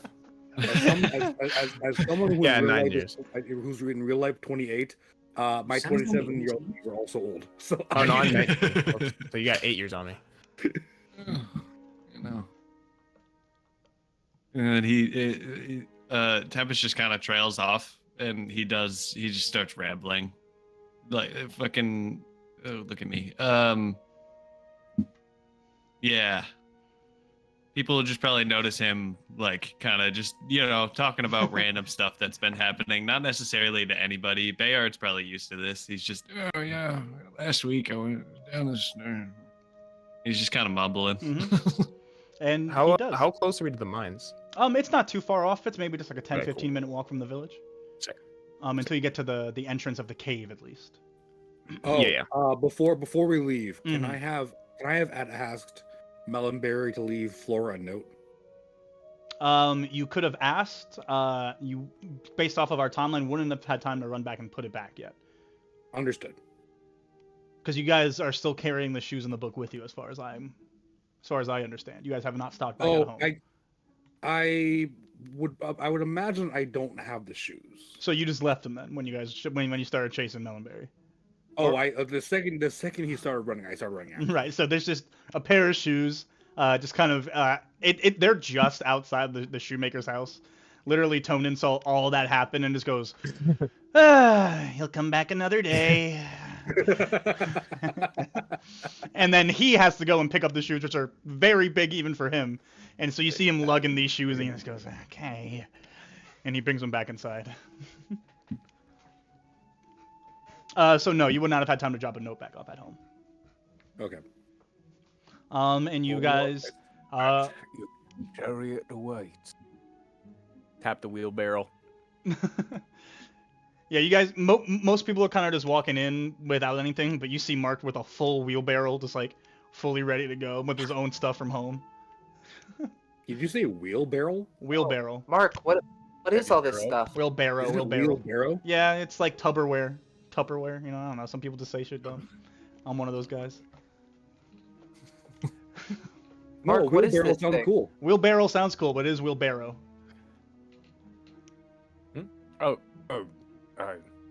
Well, this fine piece of equipment is for clay. And it's still worst, wheelbarrow. It's like hard. It's like Okay. if you go to like the grocery store, you get one of those shopping carts that like is the wheels off, so it always pushes to the right or to the left. I hate Oof. those. Jeez. Oh, Terrible. That kind of Or shit. or Terrible. it's squeak the entire time. That shit's going on with the wheelbarrow, so he has to like fight it just to keep it going in a straight line. I put some shoe shine in the thing to try to hopefully give it a little bit of lube. Yeah, I mean it helps with the squeaking. Thank God. Good night, everybody. Hey, What? What? Someone said hey, like they were about to start saying something. Okay, cool. Yeah, all right. All right. So you guys go on a little bit of a walk again. It's no longer than like 10-15 minutes, just outside the agricultural land that just surrounds Last Reach. And you make it just outside Dewbat Cave. Dewbat Cave is, for all intents and purposes, a relatively menacing looking spot. Oh, that's very Yeah, intense. that's horrifically menacing. really, really menacing. The entrance to That Dewbat screen, Cave. Do not enter. The entrance to Dewbat Cave is about as ominous as it is ancient. The entrance is obscured by moss and vine along the woodland edge of the Shadowlark Expanse. Previously a rather secluded location in a secluded place, Dewbat Cave has recently seen a lot of attention from the Threshstone Mining Company, and earned itself a newly beaten road that leads straight from the town to the jagged limestone entrance that resembles the eponymous fangs and elaborate ears of the Dewbat, a local symbol of vitality and good luck in the southern regions. Out of the entrance to the cave was a small stream that gently babbled, drawing a striking yet peaceful juxtaposition to the air of intensity that seemed to gather thick like fog in places. In front of the entrance to the cave is a small campsite featuring an awning, a few tents, a grindstone, an anvil, a forge, a smelting furnace, and a few other odds and ends for maintenance of mining equipment and manipulation of metal ores. To the left of the entrance is a table featuring a wide array of equipment. Anything one might imagine they need to harvest ore by hand: shovels, pickaxes, hammers, both large and small, chisels, pans, black powder, and fuses, but that was not all. To the right, another table, featuring an assorted weapons of questionable quality and armors as well. Swords, daggers, axes, maces, shields. What was the Threshton Mining Company expecting to uncover deep within Dewbat Cave? Well, perhaps nothing. After all, their motto is, readiness digs deep. And as you guys all approach the entrance to this cave, you are met with the tables of equipment that were laid out in front of you, as I just mentioned. There is everything from javelins, light hammers, war picks, quarterstaffs, studded leather armor, daggers, light crossbows with bolts, leather armor, spears, and a whole manner of different equipment, backpacks, and different packs set up. And the mining company all kind of takes stuff. Some stuff that looks like it was probably set aside and designated for specific people because they kept it separate from everything else. But there is so much equipment that you guys pretty much have your choice of the lot. This is breaking the narrative slightly, where essentially you guys get the choice to select your starting equipment. Anything you guys want on your journeys, as far as listing your starting equipment, is featured is listed here. So feel free to grab whatever you'd like. You have it all on your character sheets already, so I have it marked already for you, and it is all everything you would need is here. So feel free to go ahead and grab it, but Scratch, I need a perception check from you. Ooh. And you could do so, and you can do so this time, Scratch, because I'm feeling for you with advantage. Thank you. Okay, that's a natural 20. Ooh, dirt. Dirty 20. And a 14. So I'm going to go with a dirty 20. Absolutely. So you walk up, and amongst all of the equipment here, there's a smaller backpack. It's not small, like designed for a smaller person. It just is smaller. It looks like something that someone might sling over one shoulder, but for you might actually affix pretty comfortably as like a kind of like smaller backpack. And you recognize immediately what it is. It is a very, surprisingly, especially amongst the quality of other things, a very refined, nice set of thieves' tools. Ooh, haven't seen one of these in a while. After all the miners kind of collect their equipment, no one has grabbed it. It seems up for the taking. Here's a little, So Sonny has his own, like, Sonny's gear is very bare except for things that he could have just in his house. So I don't think he like takes anything. He just brought he just has his clothes, and then he has a little pouch with his essential cobbling tools, and then a shovel that he had in his house that he just brought with him. Absolutely, yeah. If you are, because there are a couple of you who aren't taking much by the way of starting equipment, you don't need to take anything at all here. So yeah, you guys all kind of gather up the stuff you need. I think even Sonny goes so far as to like look at the weapons and be like, I have no what. Like he tries to use them and it like doesn't look right, and he's like, I don't know how to use these, and then just walks away. So some of you are affixing types of armor on, usually mostly just light armor. Some of you are adjusting to picking up some weapons that are pretty foreign to you, maybe. Maybe you've held them before, seen them in the past, but these are all kind of rusted over. They're not the best quality. But once you guys are all kind of well equipped, the mining company kind of all stands. You notice the guys who are useless, they're kind of standing at the entrance, kind of just idling. They're kind of just chatting. Bayard and Tempest, you guys know you're waiting for your coordinator to stop by and like give you guys the go to go down into the mines, which will happen momentarily. Which will happen right now. Am I good to grab some leather armor? Is that in your equipment? As long as it's in your starting equipment, you are good. Yeah, it is.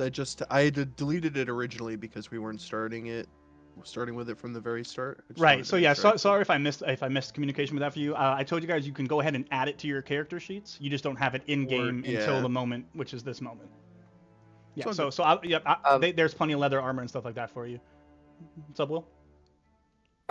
Can my like things like EQ that I have be basically like my tools from fixing the Sky Yanamomen?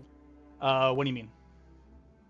Like the tools that we would use to fix them, like that I carry with me. Right.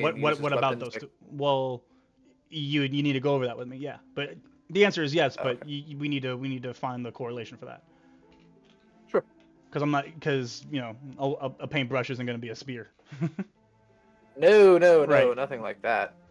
Like just like the hammer, because one of my you have a hammer, a light hammer.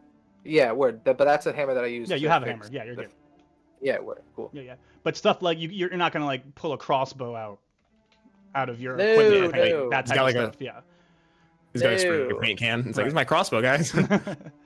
Oh. Yeah. So once you guys collect your equipment, for those of you who are taking a number of items, does it in any way drastically change your appearance or the way you hold yourself? I imagine Bayard and Tempest, you guys are more used to this. You kind of do this every day. Yeah. Yeah, I just grab all my stuff. Yeah. I think everything that I have in my... Got a sweet quarterstaff now. I think Hey, Mark Scott, grabbed leather armor that's like a little too small. It just fits like a little tight. Yeah, it just fits like a little tight. It doesn't quite go past like your belly button. I grab like a hammer and a pickaxe. My little pack. I don't know if you guys have ever been on like a boat in like a long time, or as a kid where you have to put on a life vest when those are really tight. Yeah. The way those feels on like your arms and your upper chest. Yeah. Just like everything right here just feels like that for you. And yeah, eventually a tiefling woman kind of stands in front of you all. Tempest and Bayard, you guys would certainly know the rest of you. You've had plenty of time to follow out to know these people, so you would have at least heard of and met Saylee. She is the head of this chapter of, like, she's like the official head of this chapter of the Tempest, the Threshstone Mining Company, not the Tempest Mining Company. And let's not give Tempest too much credit now. Suddenly he's a billionaire. Crazy. And Saylee kind of steps up and addresses everyone. All right, it's going to be a typical day. Everyone to their stations. Obviously, we're striking the base camp, or we're beginning to strike the base camp. So a few of you, I got 3 names from this division. You guys will be reassigned. Not going down to the mines today. Not doing any hard work. Lucky you. You'll be staying in base camp. Now I've assigned 3 of you to help with the strike. But also, as you can all see, once again, we have some visitors. How lovely. You guys will be doing a good job to make sure they stay out of the way, they stay out of trouble. Basically, you're babysitting, but we don't have to put it that way if we don't want to, right? I have a question. Does she seem genuinely enthusiastic, or is she like that, like, oh great, we have visitors today? Insight check. There is a general Shubat. aura of irritation. Okay, word. That's what I was wondering. General for. My aura insight of was a irritation. 7. Oh yeah, that's all you pick up on then, is that she just seems like kind of generally irritated. But you would know Okay. that could be a number of factors. It could be there's visitors. It could be she just is tired after the long weekend. It could just be frustration because their job is failing essentially. Gotcha. All right, so the 3 people staying behind, the lucky few. We've got Alatar Tempest. Yeah, all Yes. right. Yeah. We've got Breezan. Bayard. Here. Yeah, and Rodnar. Here. And you guys see the fellow who joined you guys for Gourdseed back 8 months ago. that guy. Who was a member of the mining company, just going and goes, yeah. All right, then. The rest Right. of you with me. Everyone, we will be descending into the mines now. Be careful as always. And for our babysitters, please, close eye on our guests, especially the little one. All right. Kids in the mines. Okay. They yearn for it. Which They kid? yearn for Children it. are They do. That they do. And she kind of turns You're the and Melonberry. Be heads in. careful. I think Um, Melonberry's still on Sonny's shoulders, and he's just like the whole time, like, we are in the cave. We are in the cave." dude is just amped to be here. Sonny is walking in rhythm with his song. like after a little while, everyone kind of is. Yeah. Except for Scratch, who's just kind of like, fuck. Oh my I'm using God. prestidigitation to like keep like a metronome beat going. Nice. How does that manifest? It's like the lock on the Oh wow. book just like thumping Nice, open nice. and close. Like just That's keeping so the beat, cool. That's so cool. So it's like a little metallic buckle noise, kind of. you know. I love that. That's good. I love that. That's sick. As you guys enter the wall or enter the cave, you realize that along the interior walls of the cave entrance to the mine are elaborately painted scenes. What could only be explained as cave paintings preserved from an age of the first folk in the dawn of the primes. As part of the agreement struck between the Thresh Mining Company and the village of Lastreach, any archaeological finds would be preserved at all costs, and anything else uncovered of cultural significance would be immediately presented to the elders of Lastreach for preservation.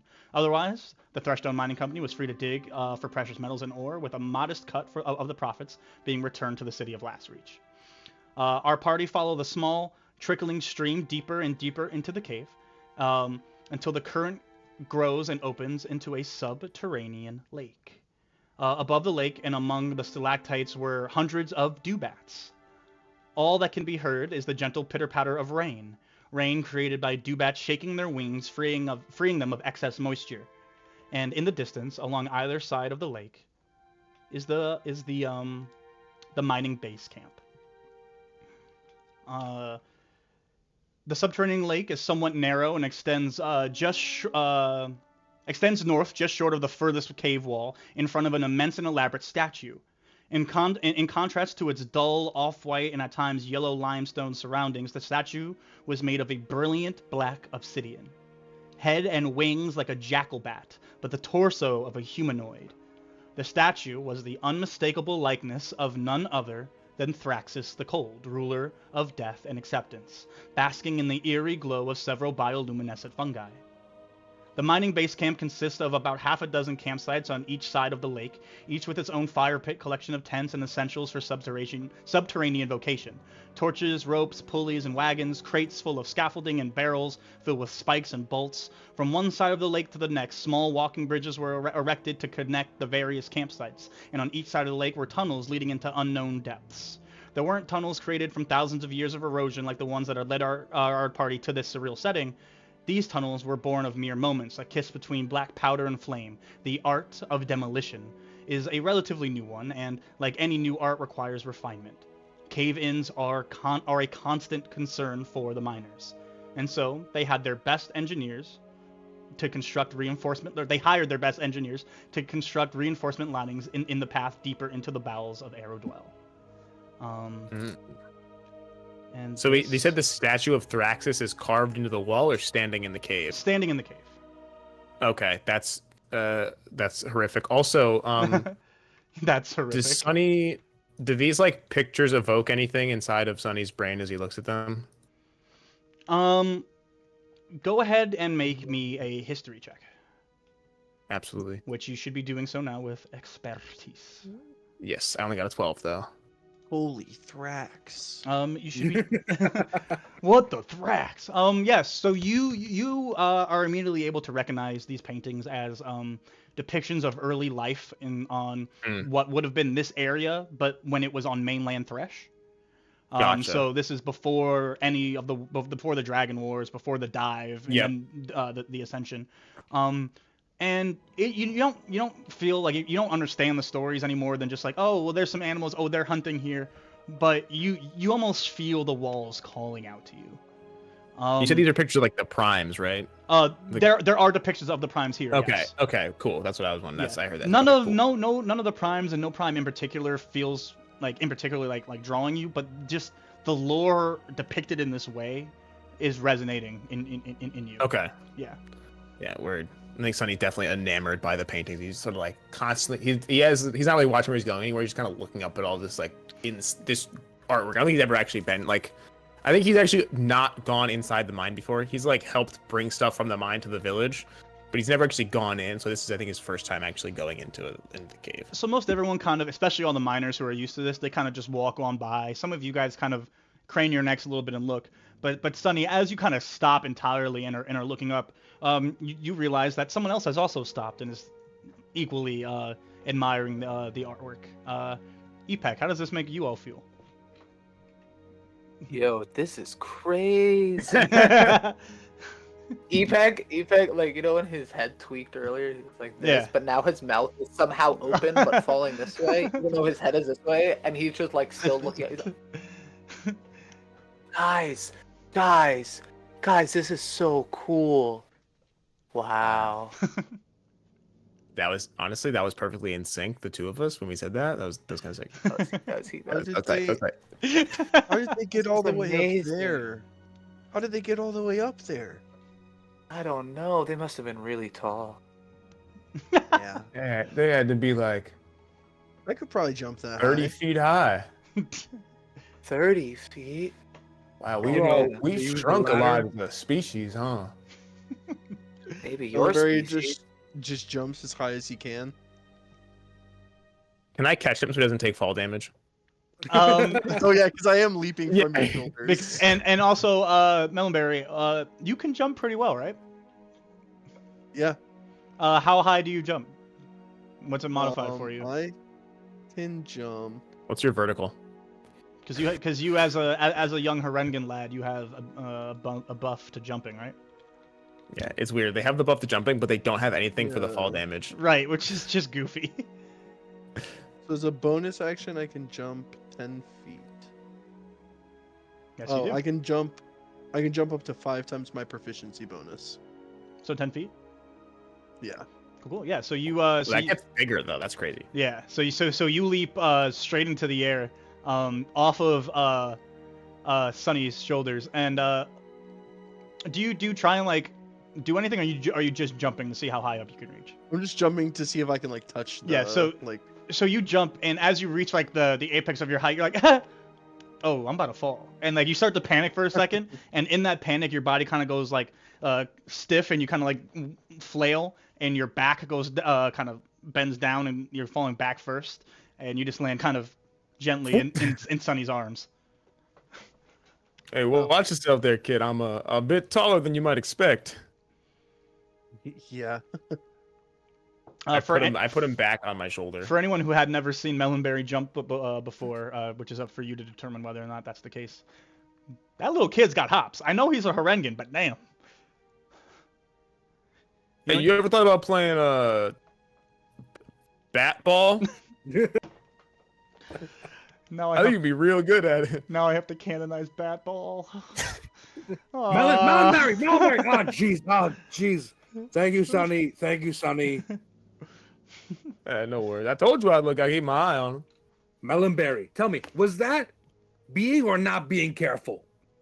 I thought I'm just. Was that jumping. being or not being careful? Hey, you in It the was back pretty there? cool. You in the back there, young kid? Maybe no jumping off of shoulders. Thank you. See, now they're mad at us. Not mad, just being Eh. careful. Love kids They in the are mines. highly irritated with us. Yes. There is an aura of irritation. Oh, Kids in I'd the say it's more than an aura, my friend. Kids in the mine. Kids in the mine. What? All right. Not for any reason other than it's to get the job done. How about the rest of us? Get out of here. You guys have fun at base camp. Don't need us. We won't come back. Just kidding. I'm just kidding. And she rolls her eyes and kind of goes down one of the offshoot tunnels, and you see the rest of the miners kind of disappear into one of the tunnels. I think she likes us. Leaving behind of the mining crew, Bayard, Tempest, and Rodar. Real strong tour guide vibes. Yeah, like middle-aged tour guide. Like, This is like her they've been lifelong working at career. they've been working at Disney Yeah. way too long. Yeah, it's really the magic no longer exists. This is No. just Not the happiest place on earth. look. It's Michael Mouse. I believe out of all of you, outside of Tempest and Bayard, Mark, you were the only one who's been down here before. You know your way. You know where they keep the clay. It's here in base camp.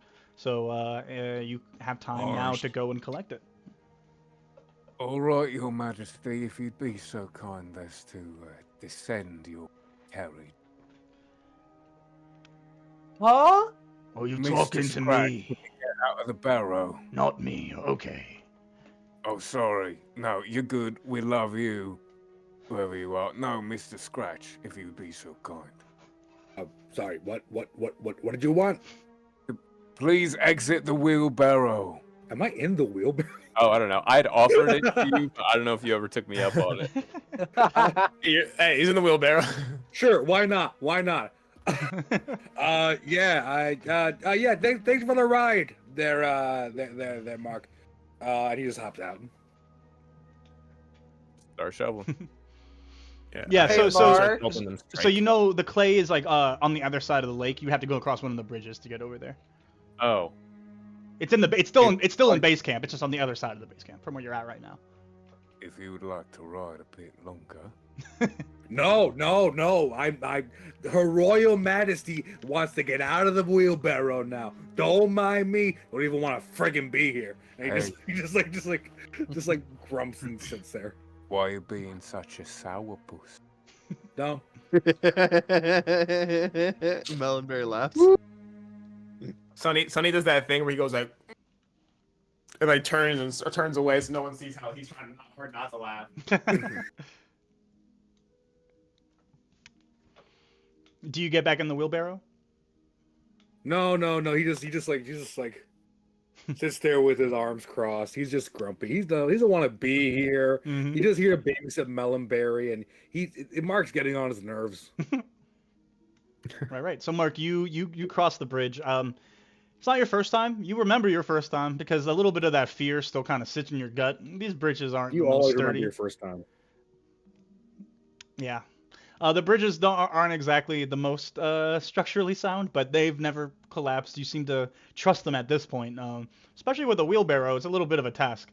But you get across just fine. And you see just in a bunch of different like basins are just mounds and mounds of this like almost like a khaki colored clay.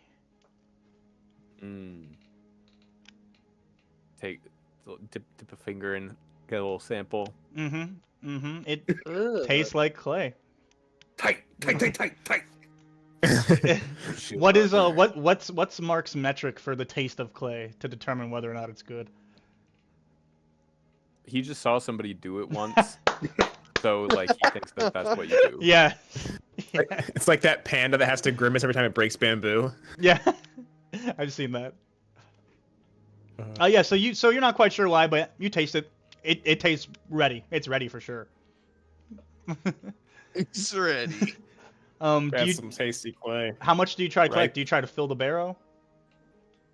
Yeah, I try to fill the barrow, and if there's any, is it dry or is there water in it? Oh, there's water. It's still pretty wet.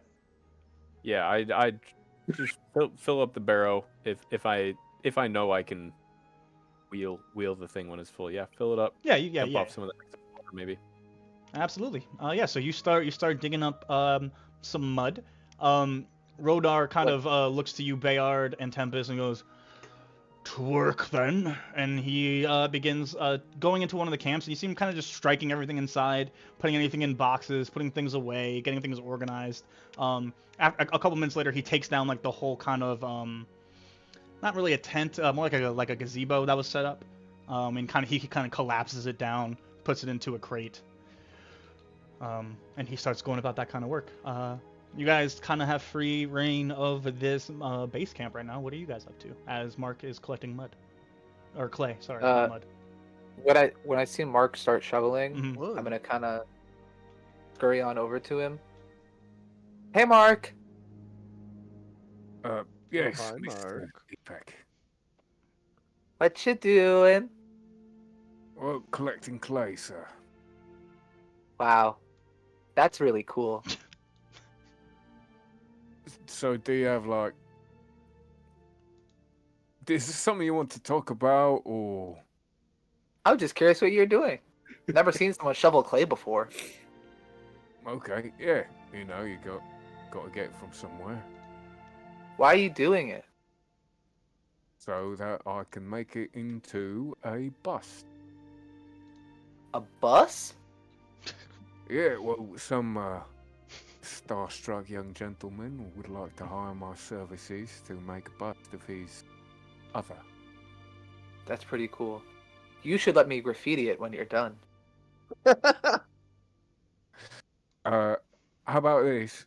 How about we collaborate on a future project? I don't think it would be quite.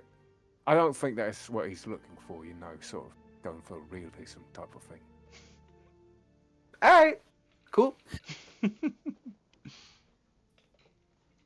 He picks us like, do you have games on your phone? Dude, He's the Aerodwell iPad kid. Epek 100%. Epek when he's coughing is just like. It's funny because Open mouth little kid cough. that's one of the only few connections between our world and Aerodwell is that company that has the iPad is still called Apple. It's funny. That's crazy. That's wild. Sonny's just helping strike the camp, basically. That's what he just kind of came here to do. He's helping strike the camp. Every once in a while, he just kind of scans to find Melonberry. Mm-hmm. What is when he scans to look for Melonberry? Where are you off to? What are you getting into? Melonberry is looking for the chest. Where do you look? I probably go over to Mark and I like look where he's digging and I see if I'm like, have you dug anything up? Like a chest? No. Should there be a chest here?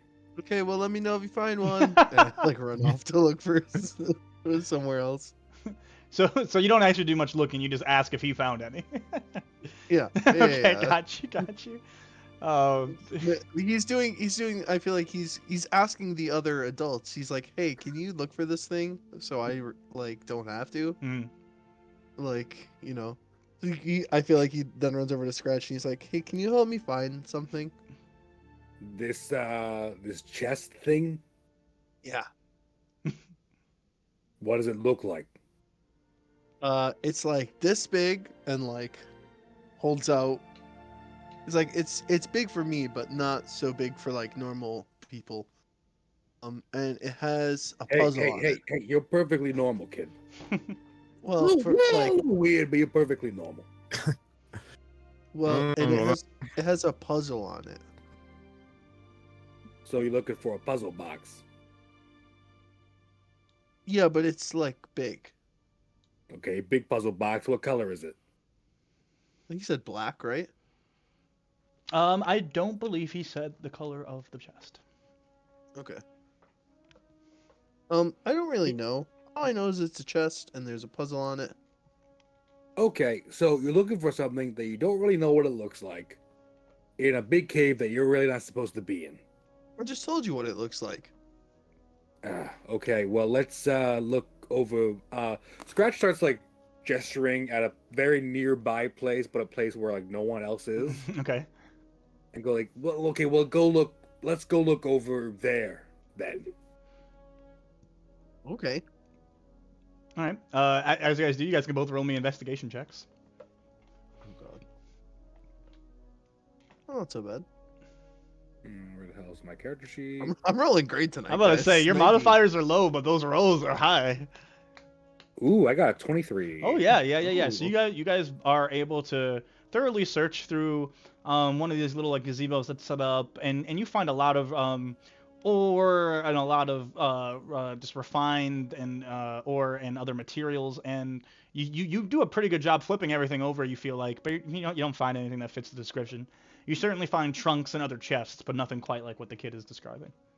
So nothing with puzzles on it, and gazebos, which are fun when you want to be inside and outside at the same time. So, when you want to be inside and outside at the same time. not much, and or, which is, I don't think you need. Or Okay, did you ask, I don't know, Bayard and Tempest working here? Did you ask them? I hate that only Elliot caught that. Fuck you. Oh dang, something happened. I missed it. No, it's not funny anymore. It was, yeah, it wasn't funny It's, at all. it's situational. Watch, you'll see it in the VOD. Yeah, we'll see it in the VOD. Keep it pushing. I don't know, we could go ask them to help, but they're doing other stuff. All right. Is there anywhere else that anyone's not in that we can check? Oh yeah, there's plenty of space around here. There's only the 8 of you guys here right now, so there's plenty of space where there's not people. Then I guess we just keep going. Anywhere there's like a person not in, we just kind of like go from spot to spot. I'm like holding his hand as we're like going from spot to spot. Yep. You guys can each make me we'll say 2 more investigation checks. Feel free to roll them both concurrent right now. Ooh, shout out to the 2 crew. And a 10. 7 and a 10 from That's Melonberry. And a 7 and a 12. Yep. So you guys, after your first search, especially you, Scratch, you're just like, we're not gonna find this thing. This place is huge. So you kind of, you definitely still help out and you put on the motions, but you're mostly just there for the kid. You know you're not finding anything. Melonberry, you're throwing things around. You're like forgetting what piles you've already gone through and what's a pile of stuff you've already thrown on the ground and going through the same pile again. But once again, you're not finding anything. Not that reminds Kid, you I of don't think we're gonna find what you're looking for. Sorry, maybe we just have to go deeper into the cave. Look, I was not comfortable with you coming in the first place. I don't want you going in deeper. Okay. And no, don't say the okay like you're gonna do it when my back is turned. He just casts invisibility and sprints away. Right? Why would I do that?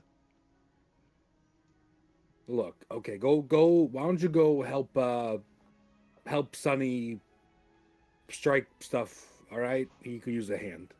Sonny he's just got like more shit than a person should be able to carry, and he's just walking casually. I'm gonna go play in the clay with Mark. That's Mark,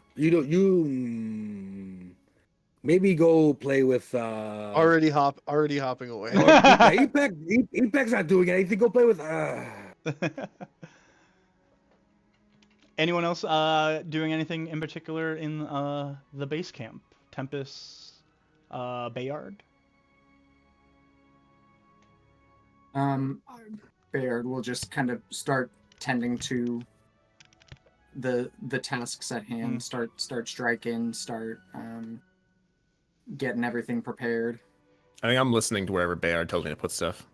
Got you. Tempest will just do, admin stuff. which in a situation like this is really just standing around. Yeah. He's supervising. He's delegating. Tempest is just telling me and Sonny where to put things. Yep. Yeah. You're doing great, Bayard. As always, you're doing great. Thank you. We could use another hand. The way my back works. Right. And you I was more built for like a library, you know. You guys both have this kind of moment. Let it sit with you how you will, but it feels some type of way when you kind of strike down your personal area where you would stay when you were in the mines for extended days at a time. All these like domicile areas are getting struck down. So this is really like a final moment of you being here, which on most other jobs is like whatever. You might even be looking forward to leaving. This one kind of sucks, not only because the job didn't really go as planned, but Last Reach was really nice. They really treated you like family here. Like, it was dope. So you kind of have like this somber ending of it all moment as you kind of pack everything up. And it's in this moment that kind of echoing throughout the cave loud enough that it disrupts some of the dewbats. And you guys notice the dewbats, rather than take off, they kind of drop and just plummet headfirst into the water. And as they get startled, popping up on the shore and then kind of like waddling away, as they are flightless. They have they cannot fly. How do they get up there? If you ask someone who's been in here, maybe they'd know. They climb. They're good climbers. I personally am wondering. Yeah, Sonny knows about these things. They are good climbers and burrowers. So through a series of tunnels and just climbing up the walls, they're able to get up. But this kind of echo kind of starts singular and then begins to multiply, and it sounds almost like a as that doesn't sound good. As Mark, you notice this first. As your shovel kind of gives into the wet clay, you kind of hit something that just goes chunk, and the clay starts to kind of move and wobble, and sticking its head out is a mud mephit. No. It screams, attracting mephits of all kinds from all around the cave. The mephits are embodying different types of ore, so there are iron ore mephits, gold ore mephits, copper mephits. Pretty much any metal or stone that exists down here, there is a mephit representing it. And they start to kind of swarm. Most of them are just kind of running around frantically from one place to another. Some of them, however, seem to be hostile. So I will ask you all to roll initiative, and we will go on a quick 10-minute break. And when we come back, we will start off with the combat. All right? All right. I just ran over here. So we will be back at 7:14, or 7:14 my time, 10:14 your time. You guys know what's up. Thank you, 10:14. Absolutely. Thank you, 14.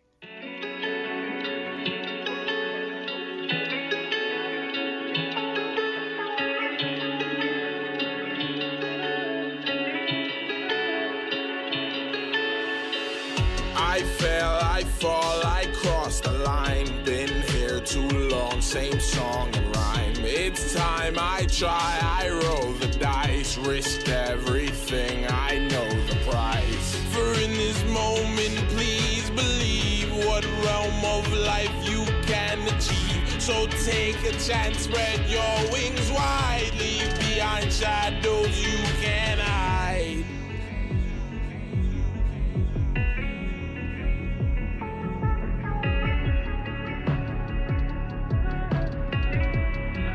For Aerodwell, we will rise above the rain. We risk our lives. For Aerodwell.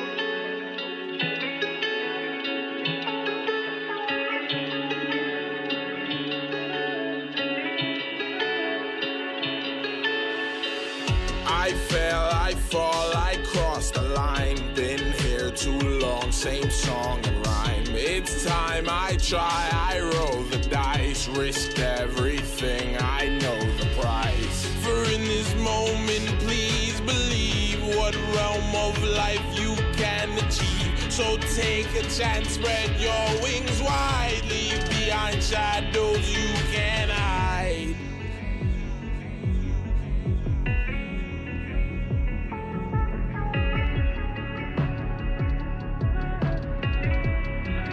For Aerodwell, we will rise above the rain, risk our lives. For Aerodwell,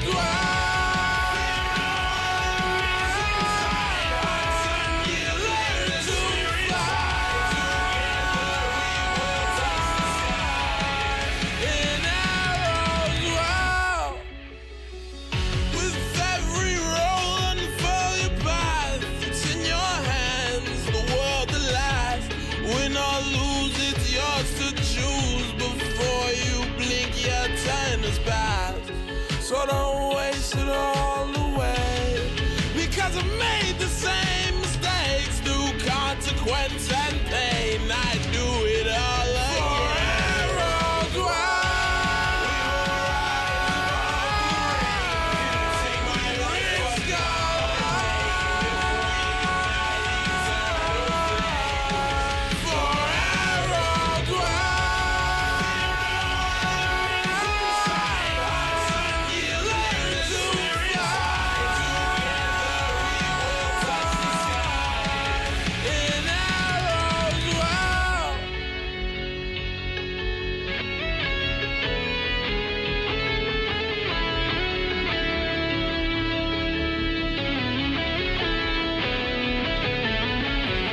I fell, I fall, I crossed the line. Been here too long, same song and rhyme. It's time I try, I roll the dice, risked everything, I know the price. For in this moment, please believe what realm of life you can achieve. So take a chance, spread your wings wide, I am your guide. We will rise above the rain, risk our lives. For Aerodwell, you learn to fly. In Aerodwell.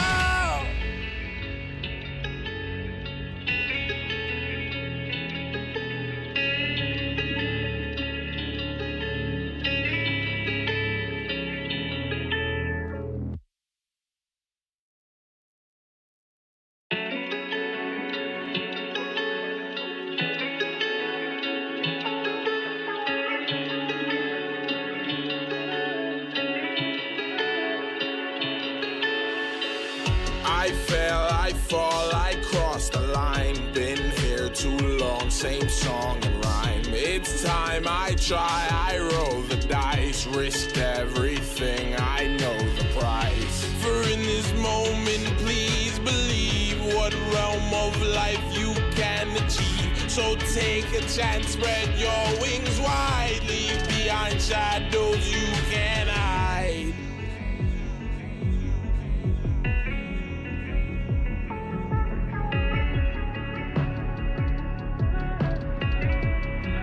For Aerodwell, we will rise above the rain, risk our lives. For Aerodwell, you learn to fly.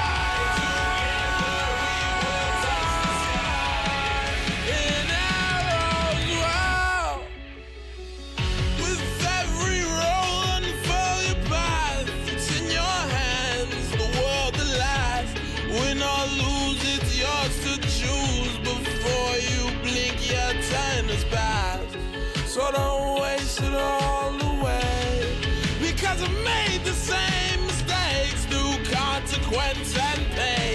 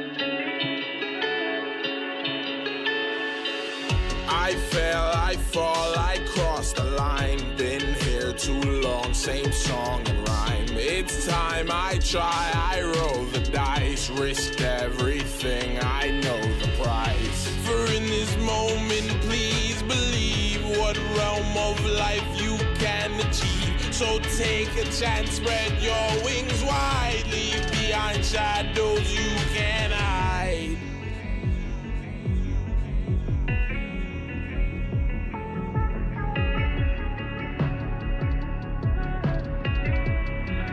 For Aerodwell, we will rise above the rain. Take my risk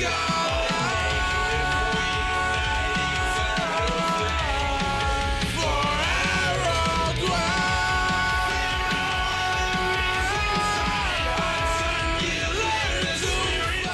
Alrighty, we are back and ready for a little bit of combat. Our first combat. The party's first combat. little sense of danger. Mark, you were digging through the clay, getting ready to collect some, when a mud mephit released a shrill call, summoning a bunch of other mephits who are now frenzied into a panic. Most of them run around, bumping into each other and things, making a mess of some of the organizing you've done, but a few of them get a little hostile, and combat begins. Melonberry, Mark, Tempest, Bayard, and Epec. Can you all roll me a d20? You said Tempest? Yep, Melonberry, Mark, Tempest, Bayard, and Epec. You guys will be going first. Straight D20. Yeah, straight d20. You guys will be going. You guys all roll at the top of combat, so you guys can go in any order you'd like. This d20 we're going to take a little bit of a slow intro into this combat.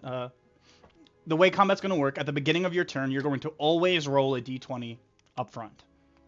This way we know immediately if you can attack and hit, or if you can't. I have all of your hits written down. I know my enemy's DCs. So, for example, Epec, what did you roll? 18. 18. So even without your modifier, you're probably going to have the ability to hit. So you would have the option to choose to attack this turn or not. Bayard, what did you roll? I rolled a 5. Okay, and with with your modifier to hit, you would be unable to hit this turn. So at the top of your turn, for you two respectively, I would tell you, you may choose to attack this turn. You have to find another. You have to look for a different action other than attack this turn. For those of you who are spellcasters, the same goes for your spell save DCs. If you roll this d20 and let's say you roll a nat 1, so we know you're not hitting this turn, your brain hopefully now goes, hey, I can't roll a spell attack, but I still have my action. I can force a save. I could do Toll the Dead versus Firebolt type thing. All on board with that? Okay, yeah. Yeah. Cool. So, it looks like, from what I've seen, everyone who rolled, you have the ability to go ahead and make an attack this turn if you'd like, except for Bayard. You would have to try and find a different action. So I did not roll because I don't know how to just roll a dice on Just the dice, bottom left of your screen. Bottom left. Oh, Alright. thank you. Thank you. Hey, Azaria. Yes. Do we have that? Because we changed how spellcasters work, didn't we? We changed how your spellcasting works. Yeah, my spellcasting. If Do we have... I send it to you a while back. If you don't have it saved, trying to... if you don't have it saved anywhere, just look up spell points 5e. Oh, you're using spell points? Yeah. I love that. So the way wizards work in this system, wizards use spell points rather than spell slots, mechanically. Sick. Yes. So you 5 are the first to act. You all may attack a mephit. They're swarming everywhere. There's all manner of mephits around you, so you are not at loss of targets. So Melonberry, if no one else minds me acting first, Melonberry is going to cast Sanctuary on himself and run and hide. Where would you like to try to hide? There are a lot of mephits. You gather if you're trying to run somewhere, you're probably getting opportunity attacks multiple. Oh. These guys, mind you, can fly. You also are noticing some semi-aquatic mephits swimming as well. So they're kind of monopolizing a lot of the space in this cave right now. Okay, well, I'm just going to instead take the sanctuary as a bonus action, and I will dodge as my action. Absolutely. And I'm just going to shout, "Scratch, help!"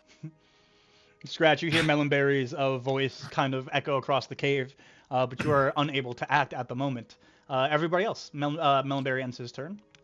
We have Mark, Tempest, Bayard, and Epek. Oh, because do we all roll similar? Yeah, you guys all rolled next to each other, so you guys can all have a chance to go at the same time here. Am I near Melonberry at all? You're not near Melonberry at the moment, no. You are on the opposite end of this lake from Melonberry.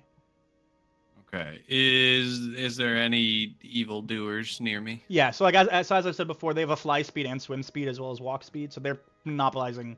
There's so many of them in this space right now. You have plenty of targets. Okay. Is there one within 15 feet of me? Absolutely. Okay.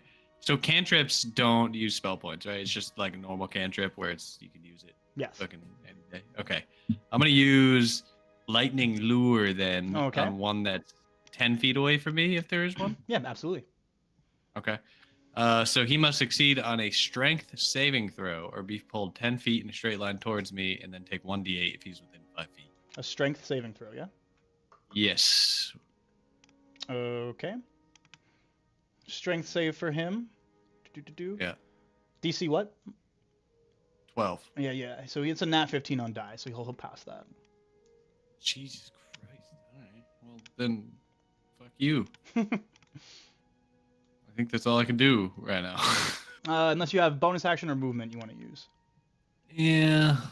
I guess is there like any cover near me? I can find some cover. Cover from certain targets, yes, but you won't have total cover from everybody. Yeah, just some sort of cover so I'm not surrounded on all sides. Yeah, so you're able to duck down behind one of these like not struck down gazebos yet. It's missing a lot of stuff, so you don't have as much coverage as you would have, say, yesterday, but you feel pretty good. That's Melonberry and Tempest. Mark, Bayard, Epek. Well, if no one else is gonna... Oh, go ahead, Bayard. Oh, no, I was just gonna say, like, if... In the way we're doing this is... Like, does a shove or, like, a grapple also count as, like, an attack? Oh, so a grapple will always count as attack. A grapple is its own thing, unless you have something that specifies otherwise, as is a shove. They're always attacks, but your modifier to hit would be different than your actual to hit. So your 5 could be different if you have a higher athletics than you do your. Played around with the idea of making shoves bonus actions, but you end up shoving every turn. Then it's like, why would you not? Yeah, it's buzzing. I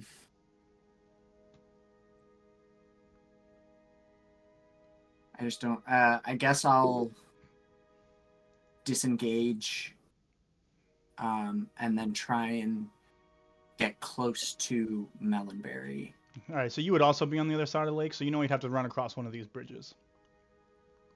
That's fine. I'll start doing that. And you can disengage, but you will still end your turn within range of other things, but you won't be taking opportunity attacks. Yeah, just to not take the opportunity attacks from the things that I'm running away. Yeah, so you begin to run across the bridge using your action to disengage. Anything on a bonus? No, I don't think so. I don't really. Yeah, I'll rage. All right. What does that look like? That's our first time seeing Bayard rage. No, he did it when we were playing. It's our first time. Gordseed.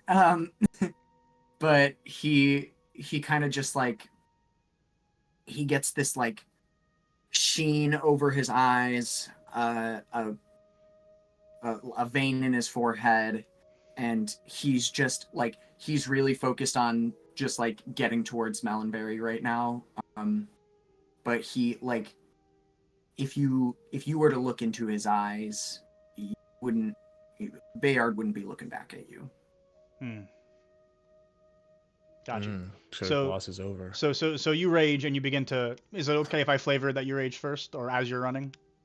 Don't want to put those words in your mouth. Got you. So you begin running across and you kind of the weight of everything that's going on kind of takes over and you rage as you're running across this bridge. which brings us to Epec. Well, upon seeing these mud Melfits arrive and other Melfits arrive in my face. No, mud Milvits, bro. Yeah, he's Crazy. calling them Milfits, bro. Method. Melfits, Meth. There's no L. Like the fuck. There's no L. It's method. Method? Method. Okay. Dude's about to become Enders. Method. Or is it Mephit? I don't know. I Haunting call all them these methods. Methods They're methods. may arrive. Epec. Boom. Oh no.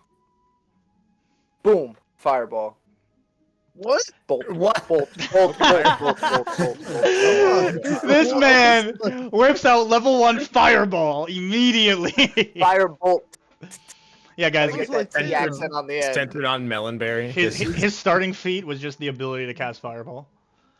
Just out of nowhere. So what did you roll on your d20?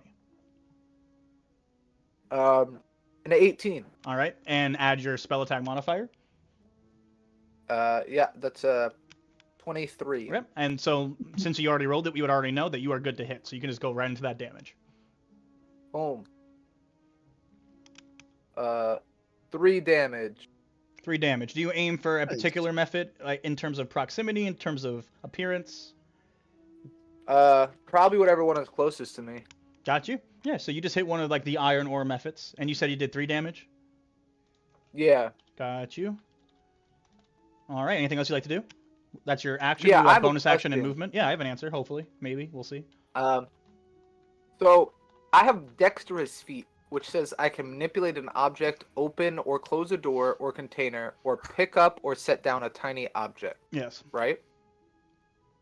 Can I use that to grab onto someone with my feet? Yes. It's a grapple, so that would be an action. Cool. Okay. Yeah, word valid. So it would act the same But- way as if you use your hands. To grab onto someone would be grappling. Okay. Word. That's valid then. You could grapple someone with your feet, which is sick. Which is sick. That's Yeah, crazy. keep those grippers away from me, bro. Just hold someone with your foot and then Oh, just start beating them. that. Just, okay. I'm not about that. All right. Sonny's cool with a lot of stuff. Feet, not on that list. We gonna find out, bro. We gonna find You're out. a shoemaker. Yeah, why do you think my job is to cover them fuckers up, bro? My job is to cover them puppies. That's mad funny. Don't Oh my god, don't need those dogs barking. That's my favorite backstory. put That's a so muzzle on good. those dogs. That's so I good. hate feet so much I became a shoemaker. So anything else? That's great. Yeah, anything else that you peck on that bonus action? No bonus action, but I am gonna use all of my movement to go towards the nearest method. Okay. You don't need to move to get to the nearest one. If you move, you're taking opportunity attacks. Oh, I don't want to do any of that. So I will say this once again. I want to make myself very clear. These guys are able to fly, walk, and swim. They are taking up the vast majority of the spaces in this cave. Anywhere you move, you're running into a method. Whether or not it's hostile towards you in the moment is a different story. Many of them are just manic right now. But there are some, and the ones you are targeting, who are particularly hostile towards you. That all, Epec? Sick. Yep. All right, we have some methods. Wait, what about me? Did I mess up my order? Are you before the methods? You are before the methods, Mark. I apologize. Let's go. Say the words, Warlock. What do you mean? I'm not a warlock. I'm a Potter. Harry Potter. I'm gonna run over and try to get between Melonberry and any perceived hostiles. Yeah, so you don't even need to run. Melonberry was right next to you when this happened, so you could. You're 5 feet next to him. You're right next to him, so you can great. beat up anything that's trying to beat up on him. There is, in particular, the very first mud method to cry is like grasping out of the mud, getting ready to attack you guys. Okay. I have a shovel in my hand, so that's what I'm gonna use. I'm just gonna kind of hold it here and be like, "Don't make me use this." And I'm just gonna hold my action to thwack with a shovel. Holding your action for what specifically? If nobody's hit anybody yet, right? So if violence breaks out. Epec hit someone, and other people have missed with attacks. Oh, it's going down? Yes. Yeah, it's going down. Yep. All right, I'm gonna hit him with a shovel. Hit him with the shovel. Yeah. Improvised weapons. God, I love that. Yeah. I had rolled pretty good, but that might change when I'm using a shovel. So that's Your roll was a 14? yeah, 14 plus 0, presumably. You hit still. You're good. Great. Again, roll I have for all shovel? your modifiers, and none of you are negative. So if I gave you the green light at the start of the turn, it means you're good to hit. Roger. Yep. Yeah, what's shovel damage, sorry? You do not have proficiency in improvised weapons, I'm assuming, through Tavern Brawler or any other source? Nope. All right, so you will just be rolling a d4 and adding what, strength? Yeah, I think it's strength. Yep. Great, so straight D4. Hey! Nice! Oh, well, that's good. That's as solid as I was going to get. That's the best you can get. Dude, he's cooking. All right, as this thing begins, Top of the world. it comes out the mud and just immediately starts screaming. You guys kind of like stab down into it with a shovel, and you get it kind of right in the maw, and it goes as it starts to like chew on the end of your shovel.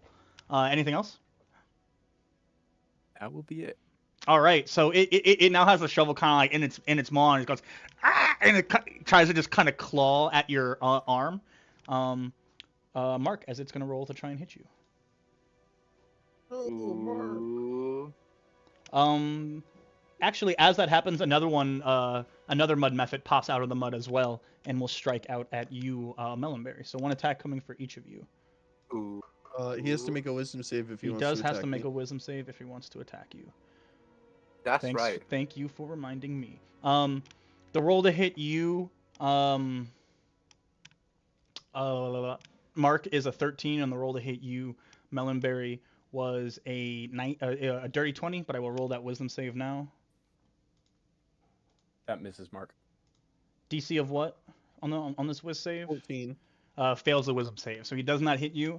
If I'm not mistaken, Sanctuary, he can choose to have that attack target someone else. Yes, and if he doesn't, he just loses the attack. Got you. So then this attack will then go to you instead, Mark. Sorry, bud. Nah, this is what I want. Which does hit you. Aren't you squishy? Are you too squishy? Is that what you asked?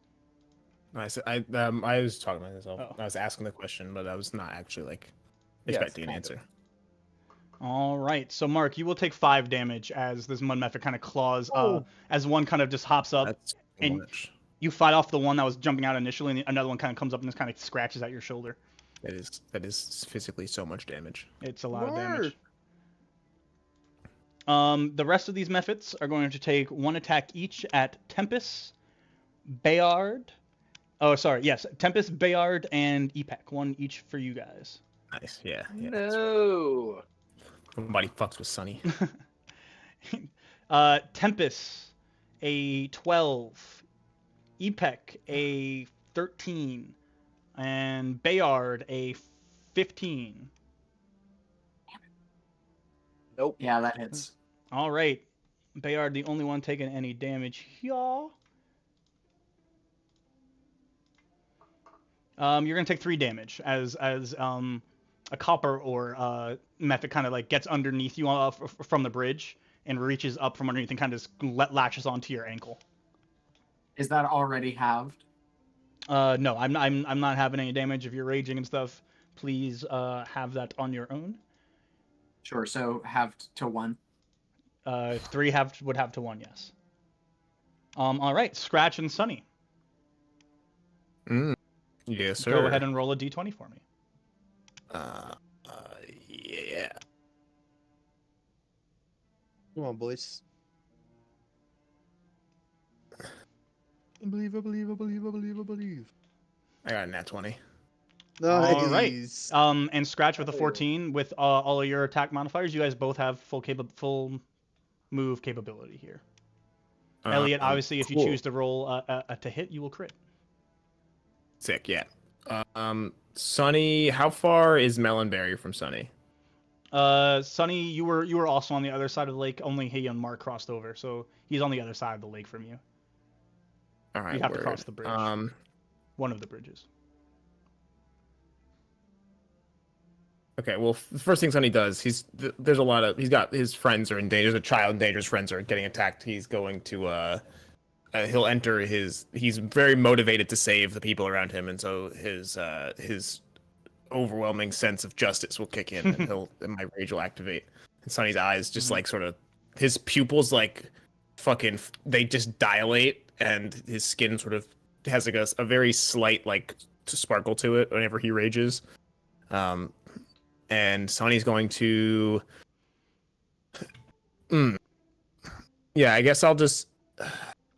I mean, I'm gonna move my max movement I can, and then I will punch whatever. I'll punch one of these methods as I go, like just kind of try to like smack one of the aggressive ones out of the air. Absolutely. Just, So like backhand it. So you'll take a couple opportunity attacks on the way. Is that all right? Yeah, it's fine. Got you. That's it. Okay. Yep. So go ahead and make your attack first, because one of the ones taking opportunity. Yeah, it's gonna be will get hit by you. It's just a flat number of damage, so it's just 4. So it'd probably be 5, because double the base of an arm would be 1 times 2. Yes. So it'd be 5 damage. 5 damage to it. Got you. Yeah. As you smack at one of these methods, 2 of them are gonna roll at you as you run by. A 9 and a 7, they both miss. Yes, sir. 9 and a 7, a 9 and a 6, I should say. But yeah, they both miss, so you're able to get to where you need to get to. Word, yeah, I get to. I'll get as far as my movement will get me. Yeah, so you I'm catch not up to dash. you catch up to Bayard on the bridge. Yep, perfect. Scratch? Uh, Unless you have anything else, Sonny. Sorry. no, I was gonna say Tempest is kind of like by himself, right? At the moment, he's got Tempest is a little bit on his own. Yeah, Epec's not far off from him. I wanna. There's so many people by Melonberry. Actually, I would want to move towards Tempest. The only person by Melonberry right now is Mark, and Bayard is on his way in that direction. And so that's what I mean. And so is Scratch. Too many cooks. Presumably, I imagine. Sorry, Scratch. So I think instead I'll move towards Tempest. Got you. Scratch. Cool. You're on mute, my friend. How far is Melonberry from me? Again, you also didn't go across the lake with you. So none of you. Sorry, just to be clear, I know right at the end of the turnout I should have said this before. It was only Mark and Melonberry on this one side of the lake. None of you guys had brought up you cross. So you were with the other side of the party on the other side of the lake. So you'd have to run across the bridge or a bridge as well. Okay. I have an ability called Feline Agility. That allows me to double my speed. Once per turn, so I'm going to do that. That's once per turn after not moving for a whole turn. Am I correct? Yeah. Got you. So No. I can do it, but then I can't do it again until I don't move for another turn. So it's got a cooldown on it. There's a cooldown, yeah. Okay. That's at least that's what it says on my character sheet. All right, I'm just gonna look that up real quick. It's your Tabaxi ability, right? Yeah, when you move on your turn in combat, you can double your speed until the end of your turn. Yeah, you're good. Once you You're use good. this trade, Yep. You can't use it again. Okay. Yep. They probably updated that shit. Yeah. So you're able to use it, and then you just can't use it again until you move 0 feet for a whole turn beforehand. Yeah, exactly. Yep. You're good. So I that's I mean 60 feet. Yep. How close does that get me? You'd be able to scurry almost to the other side of the bridge, so you'd be all the way on the other side. You wouldn't be quite to Melonberry yet, though. Okay, let's go, kid! And like just pure paternal instinct kicks in, and he just like bounding. I imagine like it's like a rope bridge. In some of them are, yeah. I just like see him like on the ropes of the bridge. Yeah, like, so Scratch is not traditionally faster than any of you, but just because of his own agility and the way that he's able to like jump all like through the gazebos, over people, onto the bridge through the ropes, is making so much quicker time that he gets all the way down to the end of the bridge. And that leaves you still with an action and a bonus action. An action. I think I would technically still have a bonus action, but I really can't do much for a bonus action. Level 1, yeah. But even rogues don't have bonus actions yet. Can't dash. Would love to be able to dash right now. You have an action. Oh yeah, I'm gonna dash, baby. There you go. Dash, baby. And you already doubled your movement speed, so that's another 60 feet. Hells yeah. Which is more than enough to get to where Melonberry is. So then, like, yeah. Can I do like? Okay. Tell me if this is too much. I want to like run all the way up there, and then do like the Akira bike slide on all fours right in front of Melonberry. No, yeah, of course. What you mean too much? Like, Will, and then can I you get animate back that, up, or- and just like ready myself, and just be like, I know this is not the right time, but I told you so. And that's my turn. Alrighty, that brings us back to the top. Everybody minus Scratch and Sunny. Do we roll another d20, right? Yep, at the top of your turn, you will roll your d20. See what you can do this turn.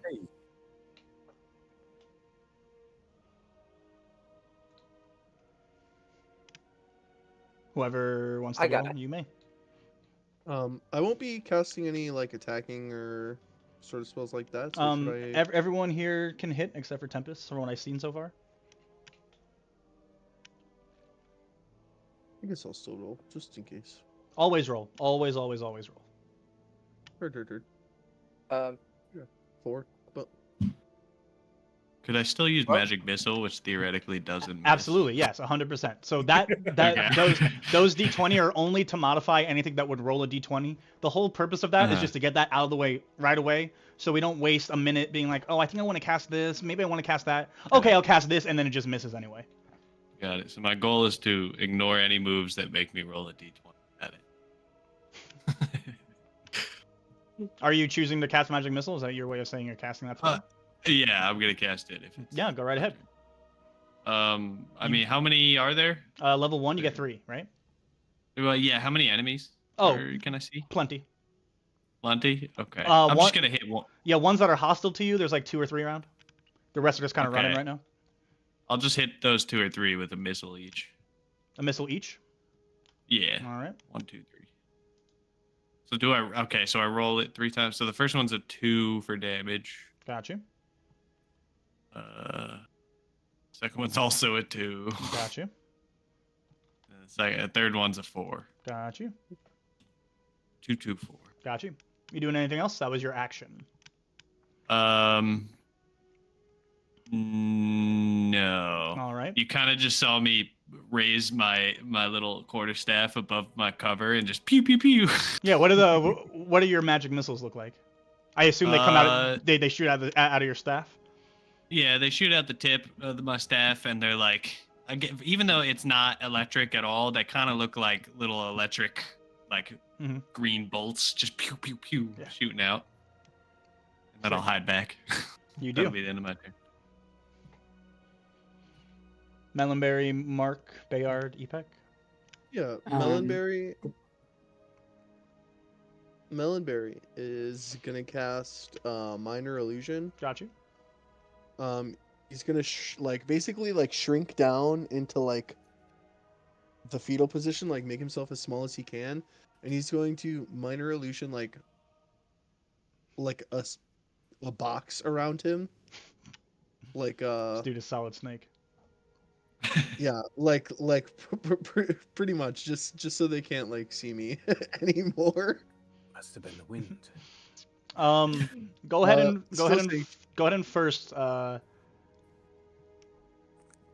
know what? No, just make me a deception check.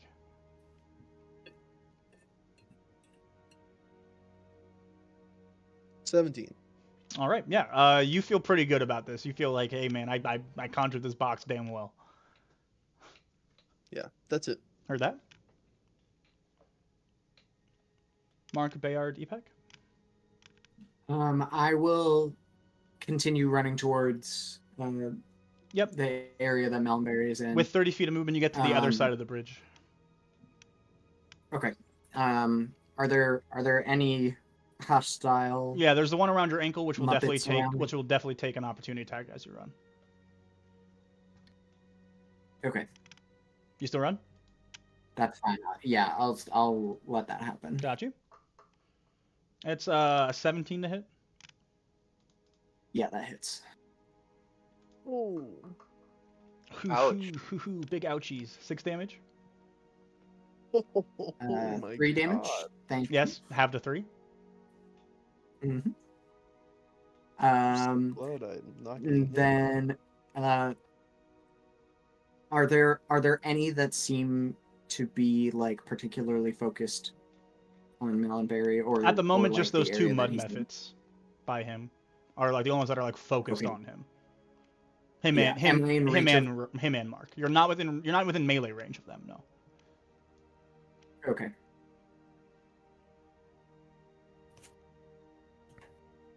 Am I within about 20 feet of them? Yes. I'm gonna grab my light hammer that I have Mhm. on my person, and I'm gonna throw it at the nearest mud muffet. Nice. What did you roll on your d20? It was like a 13, right? A 13, and I Hits. have a +6. Yep. I have your modifiers written down. You are good. You are good to roll that damage. And you're rolling at the one that just missed Mark, or the one that just hit Mark. One tried to hit Melonberry and then hit Mark instead. The other one tried to hit Mark and missed Mark. I'll do the one that tried to hit Melonberry. Got you.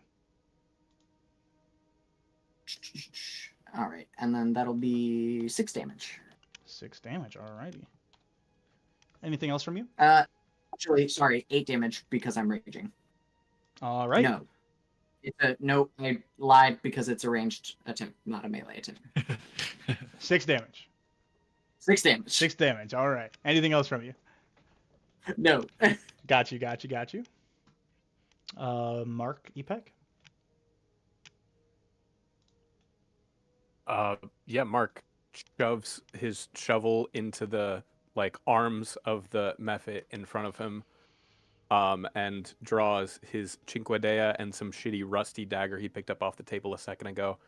And he's gonna try and stab the mephit in front of him with his own dagger. And you do. Go ahead and roll that damage. What does alcoholic cinnamon milk have anything to do with the situation? Okay.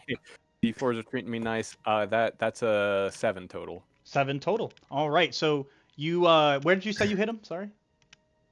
Just a good thrust to center, I think. Got you. Yeah. So it kind of climbed out, and you had to recoil after you got hit by the first one, and then you thrust down into it, cutting it clean in half. The clay separating at the center, and the mephit dissolving into just a pile of clay, or a pile of clay. Sorry.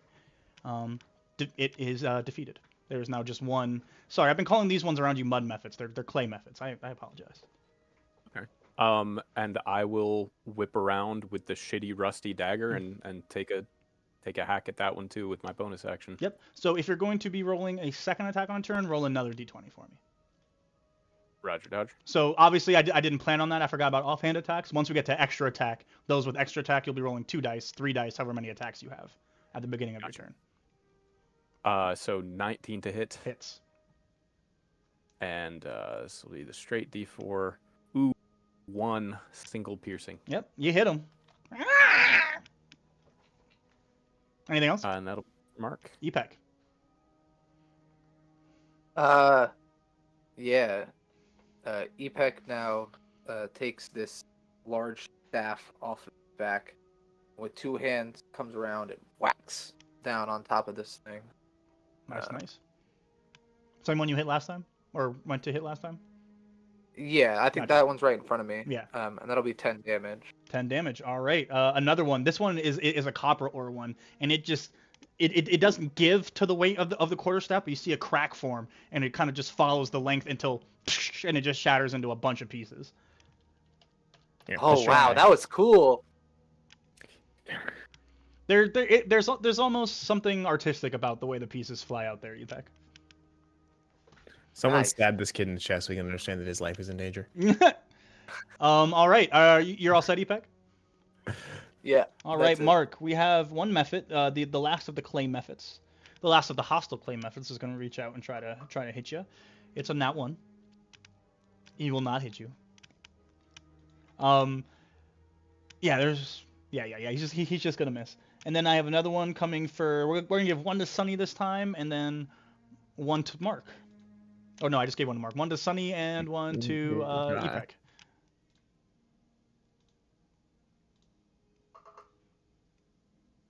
All right, Sunny, it's a 16, Epek a 10.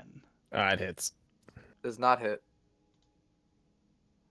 Sunny, you are also raging, correct? Yeah. All right, so that's 4 damage, which you then have. Oh, sick. 2. Absolutely nothing. And I do Shrugging off, apologize. We got like, one clean more touch. coming for you, Bayard. 12 to hit. That does not hit. Excellent. That brings us to Sunny and Scratch. There's no more hostile methods over here, correct? There are still 2 hostile ones Okay. in the general area. All right, word. Cool. I rolled a 10. Got I you. rolled a 14. Both feel I'm both pretty feel sure I can hit comfortable. whatever. Yep, you guys both feel comfortable hitting with whatever. Yeah, so I'm gonna use the rest of my movement to get to the closest one that is so where I am to Tempest, wherever the closest method is to me that is between me and Tempest. Yeah, you can get there easily. Wherever it is on that line. Yes. I'm getting there and I'm gonna try to I think he just tries to like yeah, he's just kind of like trying to bat them out of the air. Yeah, okay. Like swat them, so he just kind of runs up and tries to just like fucking Oh, I had a brain lapse. Go ahead and finish this turn for me. It's gonna be 8. It's gonna be another 4 damage. Another 4 damage. Got you. As this happens, you swat him out the sky and he hits the ground. Immediately defeated. I'm gonna roll it back a little bit. I'm going to need con saves from Mark and Melonberry and now Elliot. Or sorry, Sunny. I forgot we're playing with methods. These guys explode when they die. They do. But they can hold that 19 con one save. died near me. Oh yes, and one from you then too, Epec. Thank you. You're well. 16 for Mark. So far, everyone has passed their save. Yep, you God, guys are all good. resilient. So the clay. I'm still rolling. The clay. Yep, you're good too. The clay methods explode into like a clay mass that tries to like. It looks like heavy and sticky, like it would weigh you down. Some of the other ore methods shine bright when they explode, and you guys kind of tilt, like avert your eyes, and you feel fine. But you get the sense that if you hadn't, you probably would have been blinded. And with the clay ones, you get the sense you probably would have gotten like restrained in some way or grappled. Yeah. So, Sunny, you swat this one out the sky. Yeah. Does the explosion hurt at all? It does not hurt.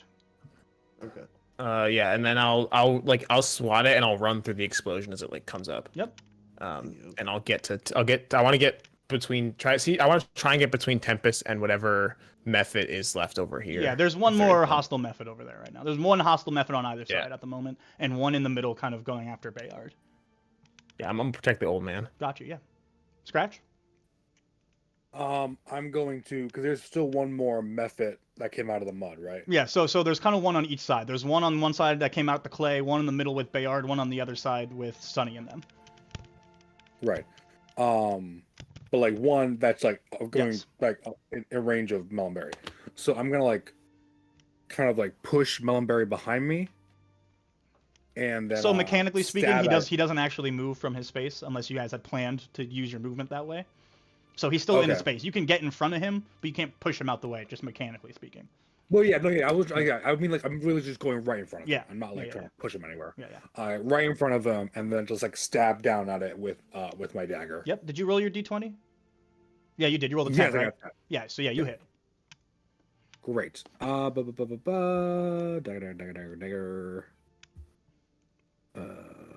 Hey, Liam.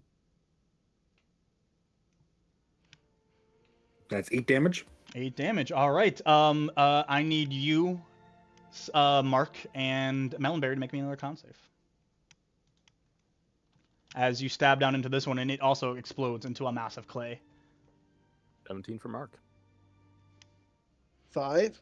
All right. 11. Scratch and Mark, you are fine. Melonberry, a large mass of clay explodes out of this last method and just like covers you. It hardens real quick and you feel stuck. You are restrained. You may repeat the save at the end of each of your turns. You are restrained for 1 minute. Anything else, Scratch? I can't use. I'm assuming I probably can't use a bonus action to start trying to dig him out. So I'm going to end my Unless turn. you have an action that you use on a bonus action that would do that. Yeah, no, I'm so end my turn. Got you. Brings us back to the top of the order. If everyone can roll your d20s. That's Melonberry, Mark, Tempest, Bayard, Epec. 16. Ooh. 6 for Mark. Mark, Epek, not going to be able to attack this turn with an attack roll. Tempest, Melonberry, you feel fine. Just waiting on a The one within. Bayard roll. The one within. Sorry.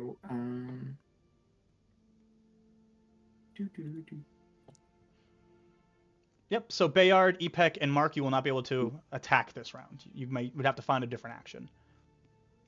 Mark snags the shovel and starts trying to free Melonberry. Got you. Make an athletics check.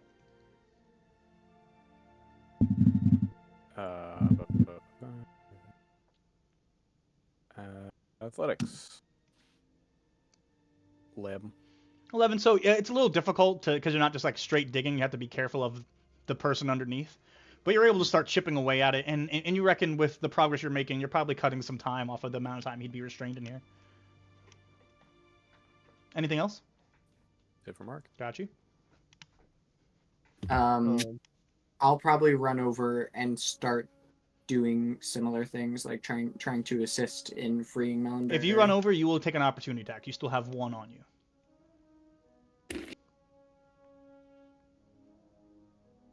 Am I within 15 feet of that one? Of that one, no. You are on the other side of these guys still. These guys have the guys who are talking at the moment at least are on the clay method side. You probably can still magic missile it though if you have the range. Right. You would have range for that kind of stuff. You're just not within melee range or anything. Bitch, I'm out of points. Oh damn. Already, bro. Okay, so sorry. I actually, now that I'm realizing this, might have skipped over this in session 0, and that's on me. Good moment to step aside and do this now. When you are out of spell slots or spell points, you can still cast normally, but for each spell point or spell slot you use, so if it's a 2nd level 2 slots, 3rd level 3 slots, you gain that many points of exhaustion. Ooh, that's fun. So you can still continue casting past your limit, but at detriment to yourself. Obviously, 6 stacks of exhaustion and you're dead. So if you want to cast a 6th level spell, you can, but you're gonna die doing it. Okay, so 6 exhaustion is the max? Yes. That's death. Okay. Before then death, yes. is the one that's currently near Bayard within 120 feet of me? Oh yeah. Okay, then I'm sending all 3 magic missiles at that one. Hell yeah. So that's 5 damage, 5, 6, 7, 8, 9 damage. You said the one near Bayard, right? Yeah, 13 total damage. Yeah, it fucking is dead. Bayard, go ahead and make a con save for me. Bam. Oh. I was trying to... That's fine. Con saves are easy for me. I got a 23. Okay. Yep, you are fine. Damn. All right, yeah, it explodes and it is dead. Yeah, I think I would have seen Bayard trying to move, and then because of that, and he's the homie, I would have, staff right at the thing he was at, and then pew pew pew. Just make right sure, at the guy. Brian, you mark down 1 point of exhaustion, which will give you disadvantage on all ability checks. Okay. Yeah, I get those back during like a short rest. Long rest. Long rest. Okay, Yeah. gotcha. Or certain spells can get rid of exhaustion. Okay. And I'll use that opportunity to then run over to Melonberry and start assisting in the. What do you use? In the extraction. I will use. I'll just try and get some hands on Melonberry to try and lift him up as Mark is digging him out. So you go to try and lift him, and you find him pretty secured to the ground, like he's fully restrained. You can't even lift him.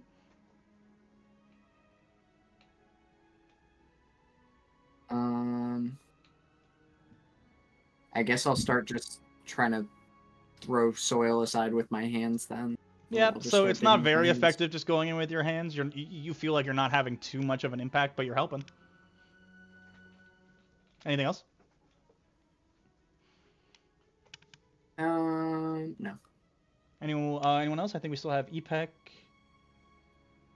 Yes. So back to the thing I was trying to do my first turn, grabbing someone with my feet. Mhm. Can I now do that by using grapple and that bonus action? What bonus action? Sorry. Dexterous feet to manipulate an object. I must have missed that it was its own bonus action. It is not a grapple then, so you cannot grapple with your feet. You can do what it says in that under the ramifications of a bonus action. If you want to grapple as an action, you can use your feet to do it as flavor, but you wouldn't have to use that bonus action as well. But it would still use the action for grappling. Yeah, sure. I'll still do that. Fuck it. Fuck yeah. Yep, so that's an athletics. Get them grippers out. Versus fucking touch me, I'll fucking kill you. Versus contest. He's not touching you, buddy. You're okay. You're okay. You're okay. He hasn't specified who he's grappling yet. I'm pretty sure it's gonna be a method. I think you're gonna be okay. Definitely not you. Definitely not you, bro. I got a dirty 20 to avoid though. Okay, well then that fails. Mm-hmm. Anything else? Try hitting him next time. Maybe you should try not casting Sanctuary at the top of combat next time. Oh boy, you better get. What? You that better was good. You better fucking get used to that. That's about to be my signature move. Yeah, bro. He's gonna show up and be like, oh, Sanctuary. Good luck. Anything else? Yeah, that's it for me. Nope. All right, so there is one left. It is by you, Tempest. It just saw you unload on the one over by Bayard, so it's going to try to attack you. Oh, can I roll to free myself? Yes. At the end of your turn, you roll another con save. Come on. Big 12. nubbies. Pass it. Plus 0. Yeah. Passes. Yeah, passes. Nice. As long as you weren't negative there, you were chilling. Yeah. Thank you for resilience. There you go. Mm-hmm. I feel like Dialed bacon. Melonberry is straight up gonna become. I had to roll one today. The last one is going to crit you, Brian Tempest. Oh, he's dead. He's a wizard. Oh, yeah. The level 1 wizard just got crit, guys. It might be GG's. Oh, we are brutal critting in this system. Oh my god, you're cooked. No, it's over. I have 7 hit points. Okay, like I'm down. It does not dead. It does 9 damage. Okay, well, that's 5 away from instant death. But he's not dead. He's not dead. But you do go down, Tempest. As this last one just like screams and goes and kind of like bites down into your neck. And as you fall over, the ore kind of cutting in jaggedly into your neck. Sunny, just give me a level. Sun, give me a level. Sunny and Scratch, you guys see this last one just maul Tempest. What would you like to do? Yeah, please roll your d20. All right. I mean, I already know what I want to do. They got the old guy. I'm right there. Yeah. Also, so like if you also know on any of your turns what you want to do, and it's not going to require you to ever roll a d20, don't roll it. Just tell me what you're going to do, and we're fine. All right. Cool. I'm gonna try to. I'm gonna try to grapple this guy. Yep. So I'm gonna run up. I'm gonna like shoulder tackle this thing and try to just get it off of Tempest. My grapple would be a 15 with my roll. 15 grappled. Yep, I got an 8. Yeah, boom. So I grab it and then I just like begin walking, like I'm like shoulder tackling and then pushing it like I'm a fucking linebacker, just pushing him away from Tempest as much as my movement will allow. Yeah, so these things, once you make contact, it gives real easy. These things are pretty light, and compared to you, not strong at all. I forgot rage doesn't automatically apply all my fucking modifiers. Oh god, the rage modifier is not automatic. Sorry, I've been missing out. That's one thing on D&D Beyond. Where, like, it feels like you should just have a rage button and it automatically adds everything. Yeah. But yeah, he is grappled. Yeah, cool. So yeah, I'm gonna grapple, and I'm gonna use the rest of my movement to just get him away from Tempest. Yep. Scratch. You're muted once again. Son of a gun.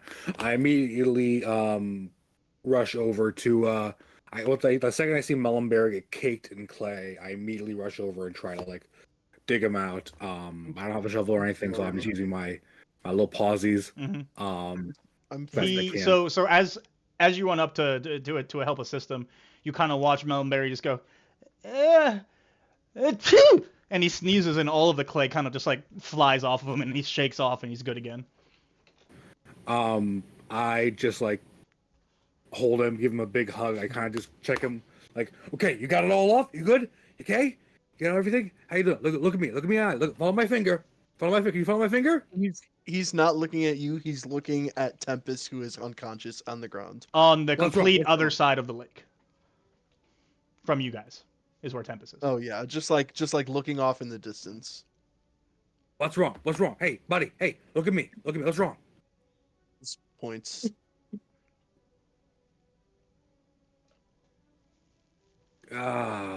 Oh my God. Had to read the book just to make sure I could say that. Oh my God. Oh my God. Okay. Well, I don't really have any healing spells or anything. I guess I used some of my movement to get over to Melonberry, right? You were already pretty close by, so you didn't use all of it, but you did use some. Your movement speed is also no longer doubled, so you used a good portion of it. Well, I did take a round where I didn't move anywhere. You didn't move last turn? I did not move last turn. Word.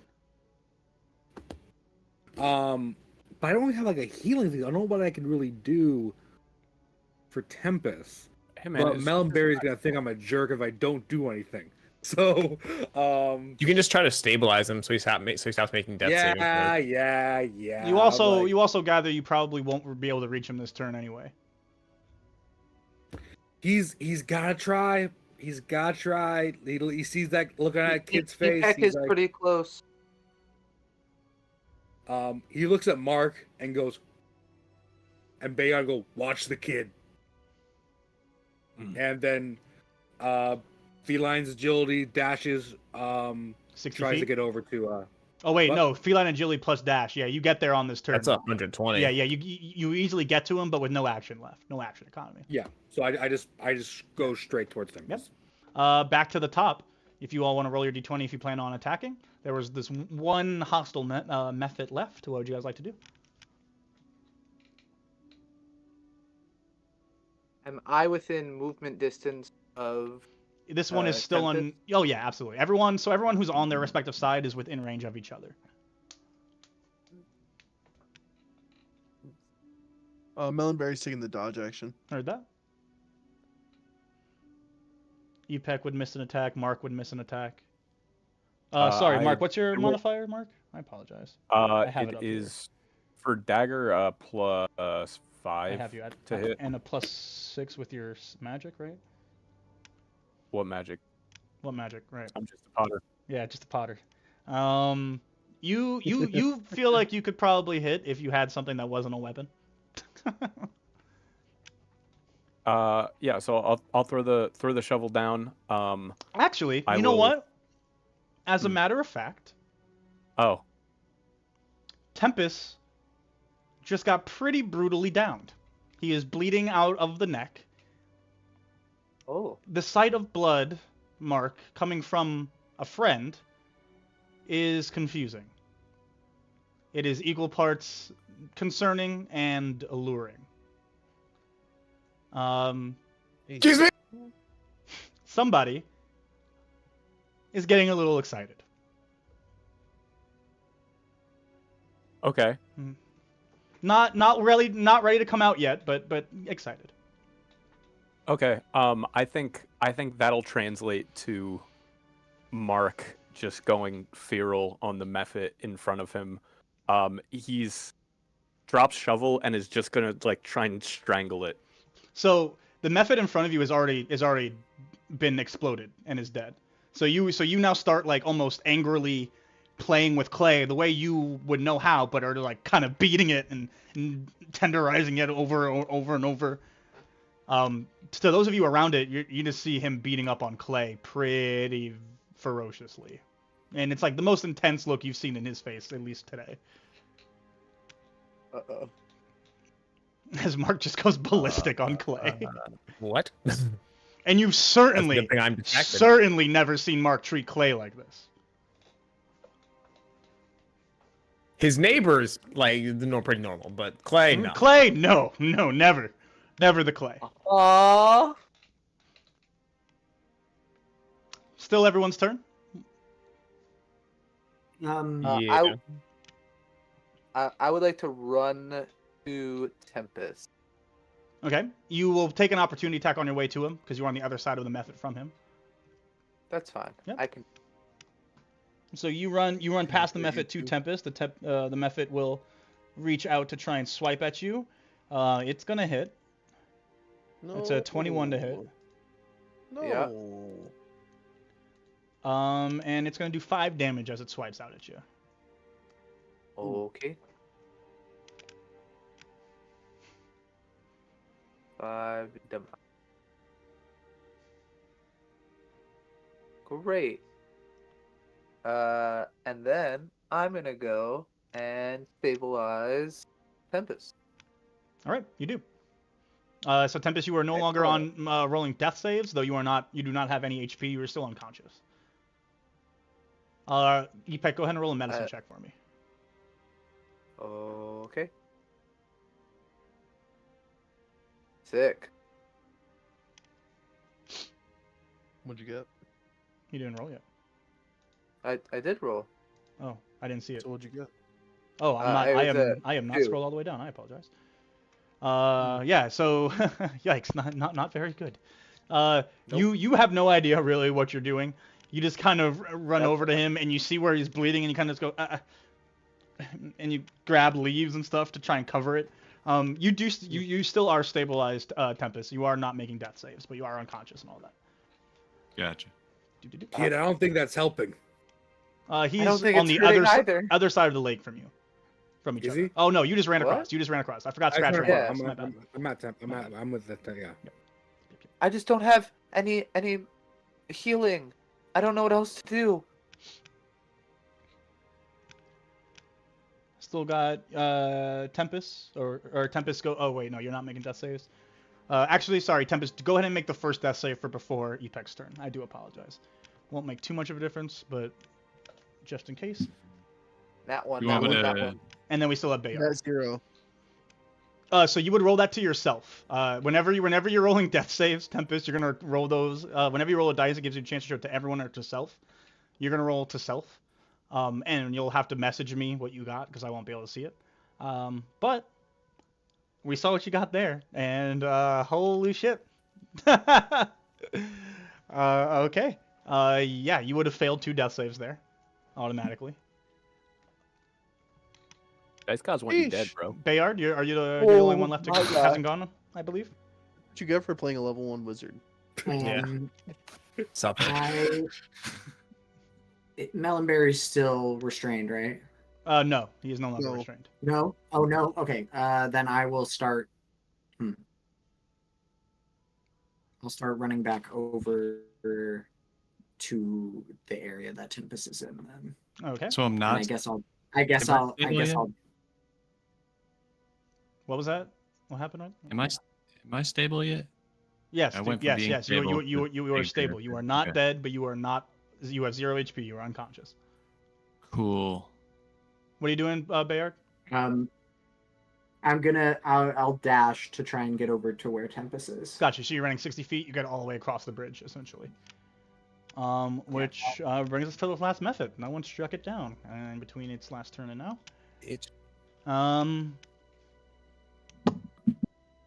Huh. Yeah, it's gonna attack Epek. Oh. Sure.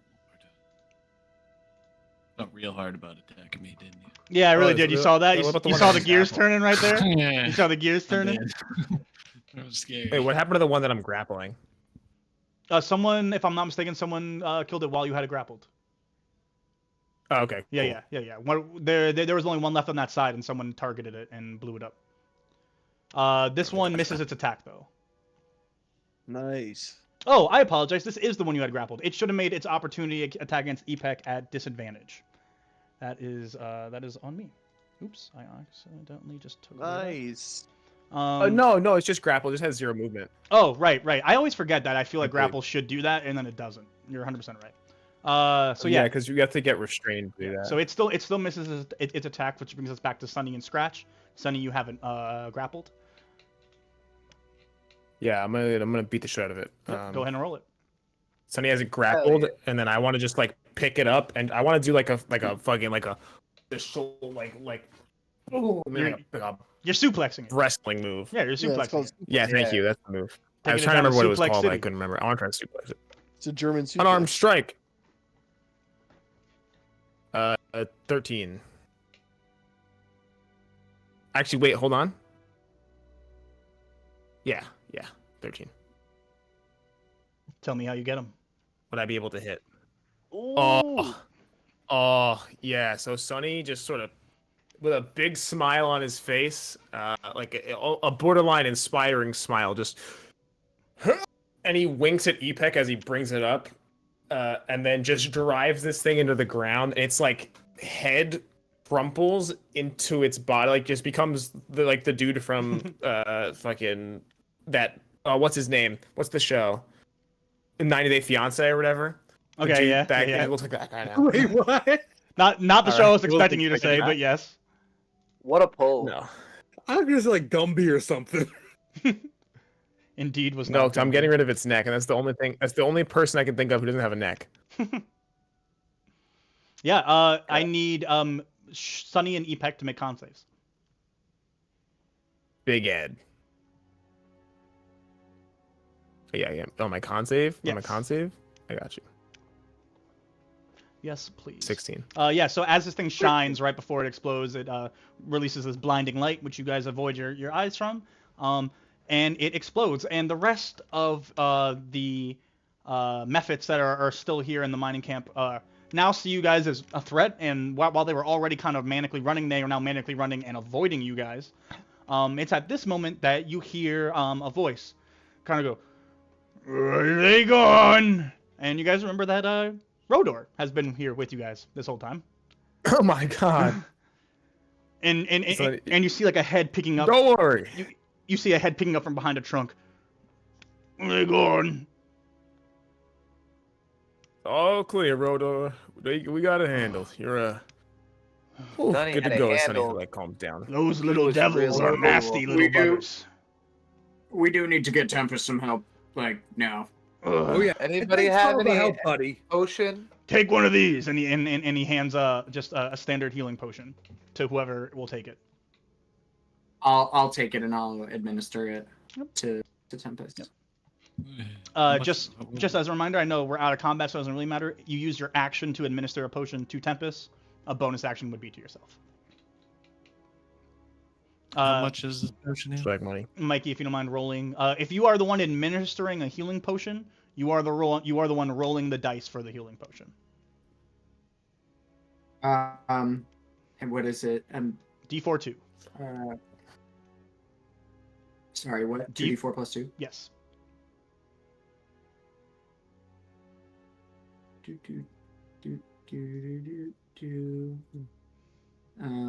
So that'll be 6 HP. So you get 6 HP back, Tempest. And as as Order gives you the potion, is he going to be okay? Yeah, he'll be fine in a while. Just give him a second. Thank you for that. Rodar kind of shakes his head. Elemental creatures. Am I right? He himself being a mineralian, he is made of different ores and minerals himself. He is considered an elemental being.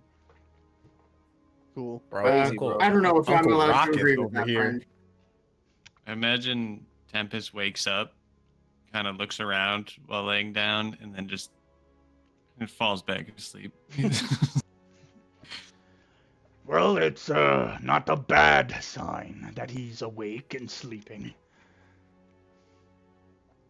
Hey Mel, you awake okay? and sleeping? I've seen him in worse states. Yeah, I'm okay.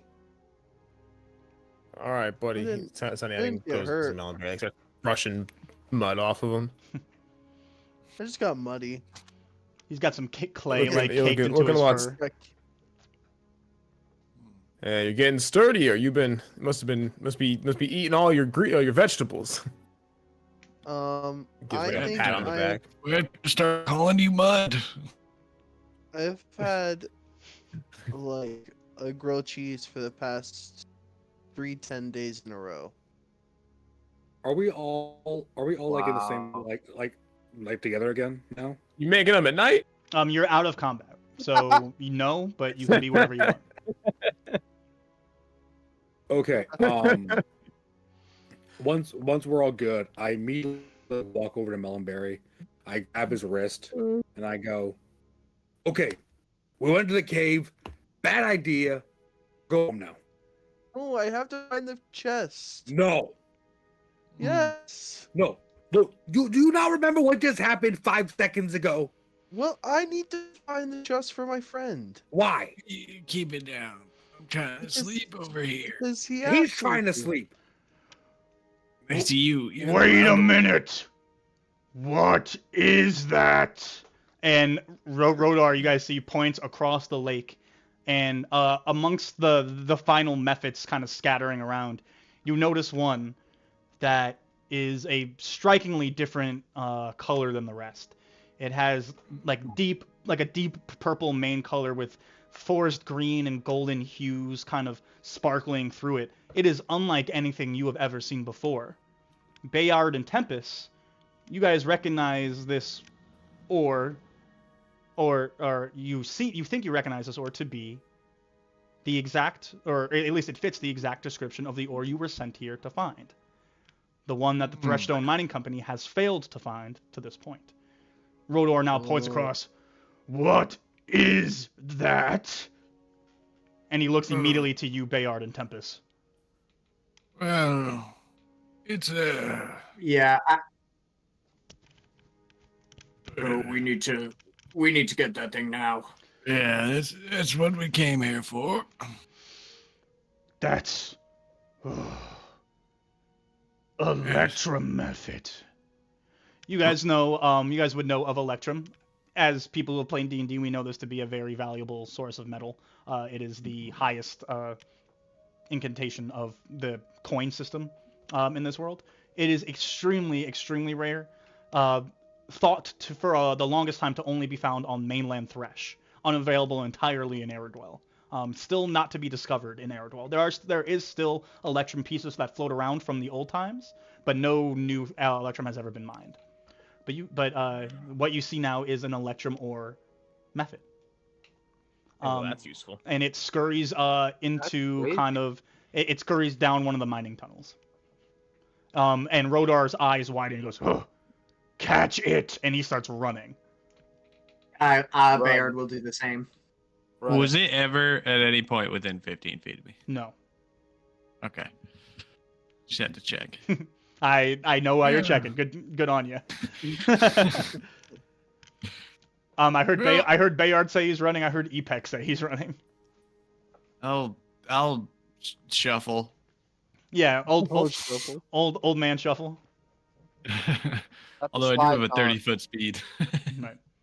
Does anyone else follow? Is that- We're going. Yeah, we're going further into the cave.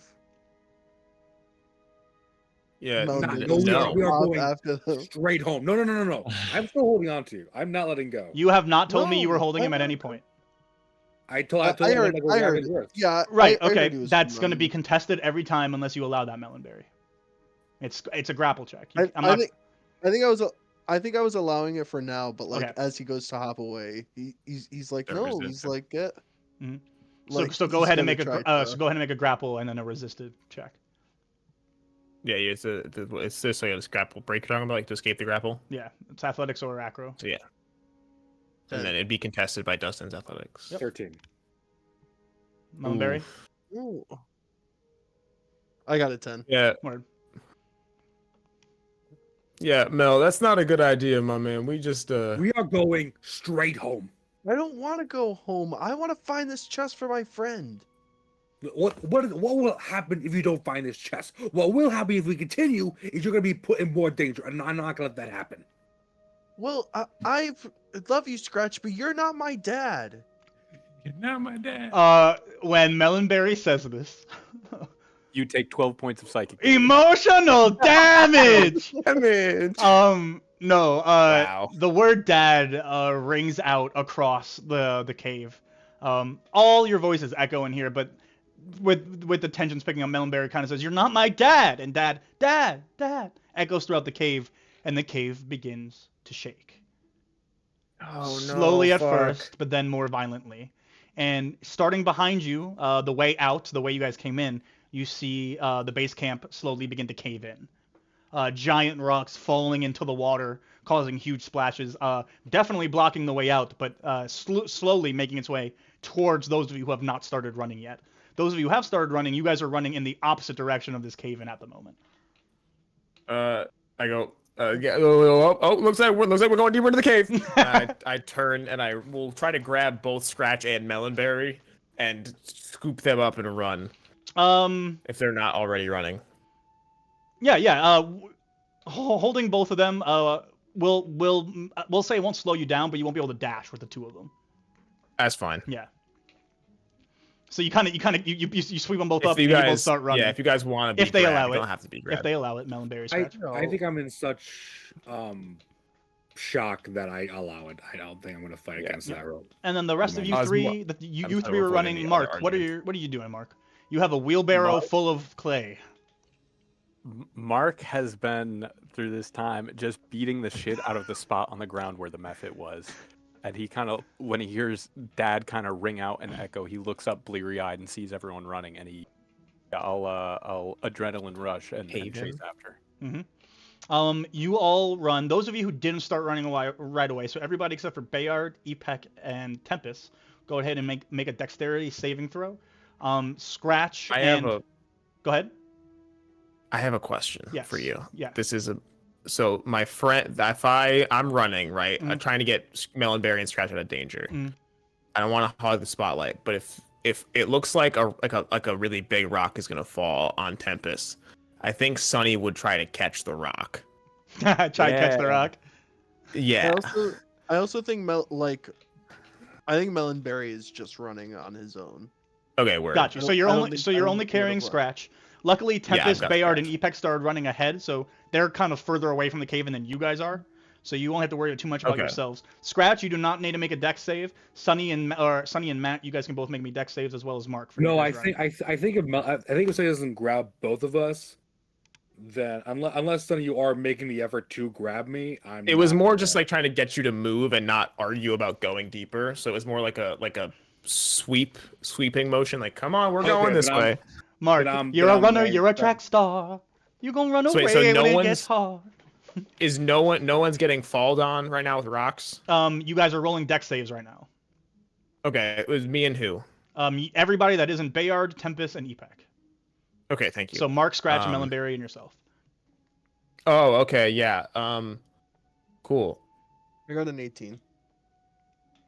Mark and Melonberry are good. Natty daddy. Jesus Christ, you guys start running, and with the help of Sunny, kind of like he doesn't necessarily lift you because he starts ushering you guys along. You guys are a fast group of motherfuckers. You guys book it. And you clearly get out of the base camp, but you watch and you hear behind you as the entirety of the base camp, all of the bats that remained, any mephis that were there, any trace of that base camp is buried behind tons of rock and stone. And presumably, you and wherever the rest of the miners are in here are trapped. Is there any that I can see within 15 feet that are about to be crushed? Just regular miners. Right? Oh no, the miners are not here with you guys. They are further in the mines, but this is the base camp. This is their way out, and it just got caved in. Yeah. Okay. So even though you don't know where they are, you're pretty confident that they don't have a way out now. Where's what's his name? The rock. Rodor started running with you guys. He started falling behind a little bit. He was like, "Oh, just keep going. I'll be fine. I'm made of this stuff."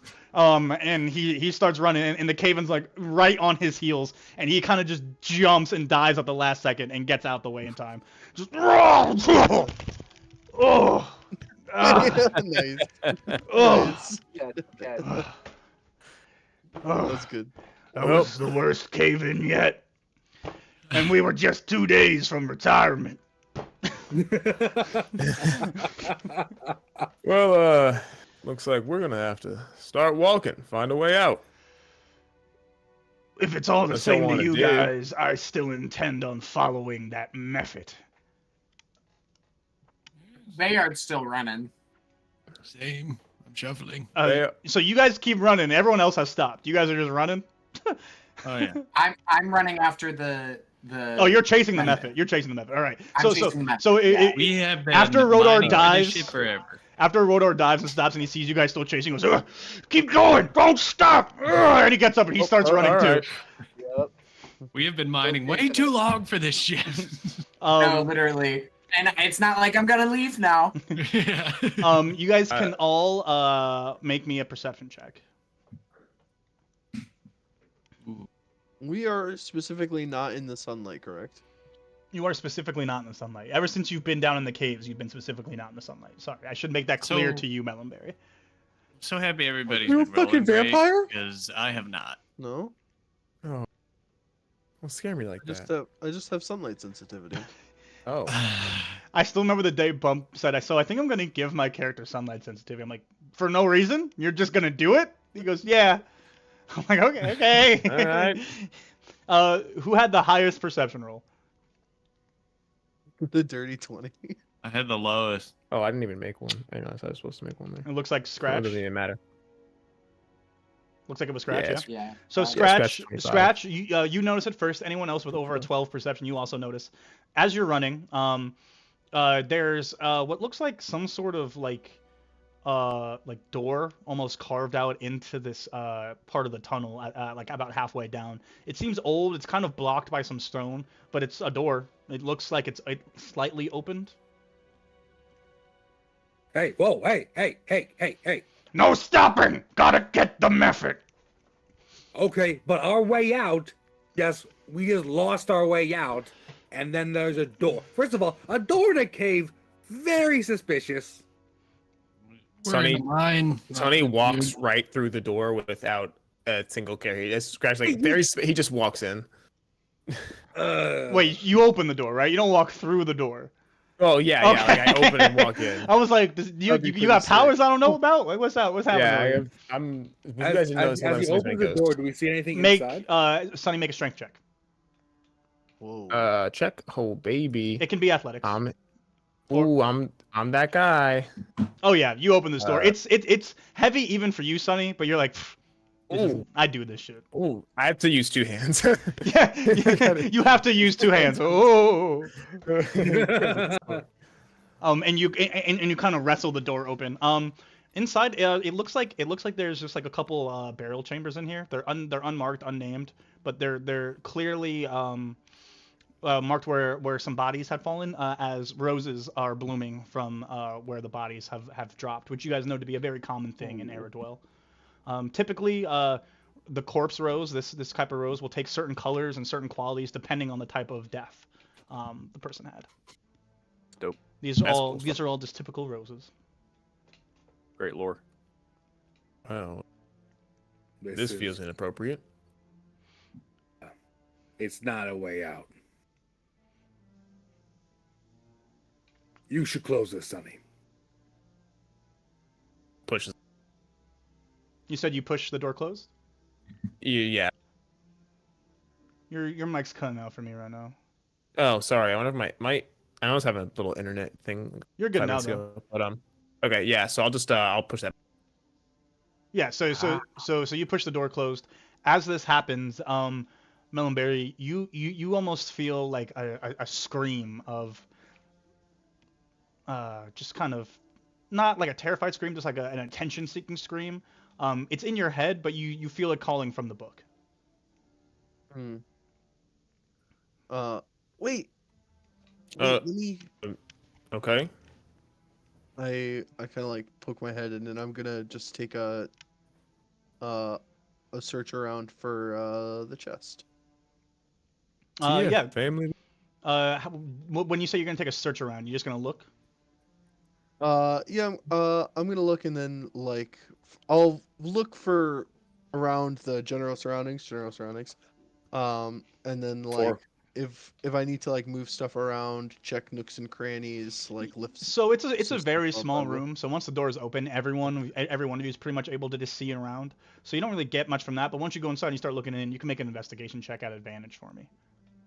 Okay, cool. You good over there, Will? Whoa. Dude's rolling his Damn. eyes back like That's No, I'm just crazy. chilling. with advantage, buddy, with advantage. Yeah, I got a 6. Okay, 6. So you're looking around and you really don't see anything of note. We're not seeing anything special in here.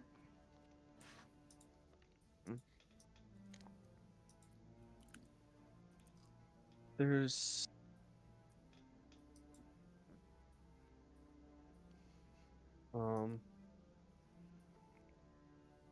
Scratch, can you just take a can you just look? I don't know. Melonberry, you should leave those graves alone. But there's something telling me that the thing I'm looking for might be in here. Oh, this great magic thing. Yeah. Okay. Scratch goes inside. Investigation check, Scratch, with advantage. Thank you. Dude, you're so welcome. You deserve it. It's a dirty 20. Let's just see if I get any better than that. He ungrateful. He don't. Dirty 20. Dirty 20, yeah. So you go and search in, and you notice just behind one of these graves, there's like a little cross space tucked away into the wall right behind. You notice that it looks like it should be able to slide out if you were to open it. Okay, I do so. You do, and inside there's like a small little chest that you could pick it up and hold it in like 2 hands like this. It's real small. And on the top there are 5 blank marks, kind of like slits in the top of the like the lid. And above it there is text that reads as follows: 1 word, 5 letters. Follow the sequence, removing the letters. Maintain the meaning until gone are the letters, and all that remains is in meaning the same. I will send this to you guys. Today's Wordle. Yeah, please. Get out of here. And underneath the blank spaces, there are a sequence of arrows and a singular number, the number 1 underneath the 3rd letter. I will send it to you guys in Discord so you can look at it a little clearer. It looks a little something like that. Not the chest, but the puzzle itself. And that is on the lid of this little thing that you found, Scratch. Holy Frisella. We're just all like, hey, I'm going to go to the Adventurer's Guide, find the name of a prime, and say, holy, that name. Yep. Yo, Until I read more, I'm going to keep doing that. It's so funny that I know I thought that you guys are reading this, because half of you just went, huh? Yep. It's blank. I turned to Melonberry. Are you still in the room? Yeah. I turn to you and I go, Is it this? I think that's it. Melonberry does fit the description of what you were told to find. I know exactly what the answer is. I think I might also Yeah. know the answer. Blank. Okay, Scratch brings it outside and just goes, hey, so the kid's been looking for this thing and there's a puzzle on it. I've never been that good at it. Anyone go with puzzles? Well, I want to do it. Well. I want to do it. I want to do it. I am Okay, quite all right. smart. I hand the box to Melonberry.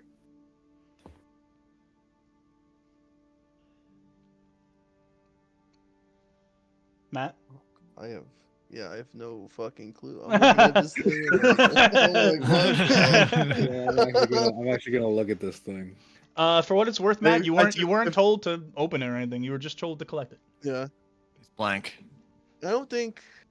Blank. I feel like Melonberry is like, there's a puzzle, like a riddle on it. He's like, oh, I want to solve it. Takes a Blank. look at it. And it's like, Oh, it is Oh. blank. It's blank. It is blank. Oh shoot. I don't know. Gotta be blank. Wait, is Brian saying this or is Tempest saying this? Tempest is saying this. It's definitely blank. Well, I don't know. Well, of if we course have it's to blank. solve That's why we it. gotta solve it. I don't think we have to solve it. I just have to get it. But we could solve it. I like Solve solving it. things. Solve it. Blank. Yeah, we know Okay. it's blank. I mean, I don't. If you just have to retrieve this for someone, whatever's in it's probably private. We shouldn't go messing around. I must know what's in it. I think that's a good point. That And just seems my like friend kind said of an that- invasion. My friend said that it's his, so or that Well, he lost it. So your maybe friend- we can open it. Blank. No, Tempest. We could find out. We just ask your friend. Yeah, I'll ask him tomorrow. Blank. Can I carry the chest out for him? Can you? It's not up to me. I try to. Yeah, if you're cool with it, I'll. It's kind of, I feel like you. Does it look too big for you to carry? Oh, certainly not. It's small. Oh, okay. Then you're good. I don't have any sort of bag, so I am just carrying it in my arms. You want me to? Do you want Scratch to put it in his bag? No, You just opened it. It might be smaller. no, I'm gonna carry it. Okay, kiddo. Just be careful with it. And it's at that moment you guys all hear, "Hey guys, you're gonna want to come and see this." Hey yo. And it's You know coming. what? It's Then, coming from like down the hall. That's never a good sign. It sounds exciting, and Sonny just sort of fucking gleefully goes out and starts walking down the hall. When you guys enter back into the hallway, you Just see get over here. You see Rodar standing at the end of the hall, like frozen, just looking up and around, like, whoa.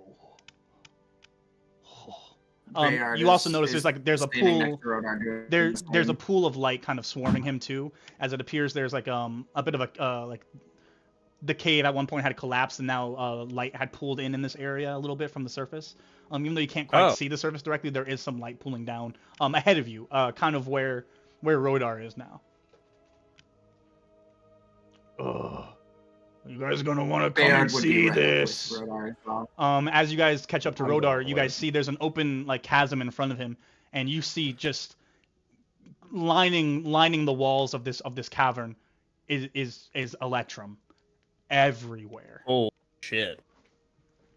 It sparkles, it shines. It's an abundance of Electrum, more than you guys had seen, more than any of you guys have seen outside of Bayard and Tempest, who have probably seen some Electrum ore, which looks far from the Electrum coins that some of you might have seen. The ore itself, before refined, looks very different. Kind of get near. Tiny.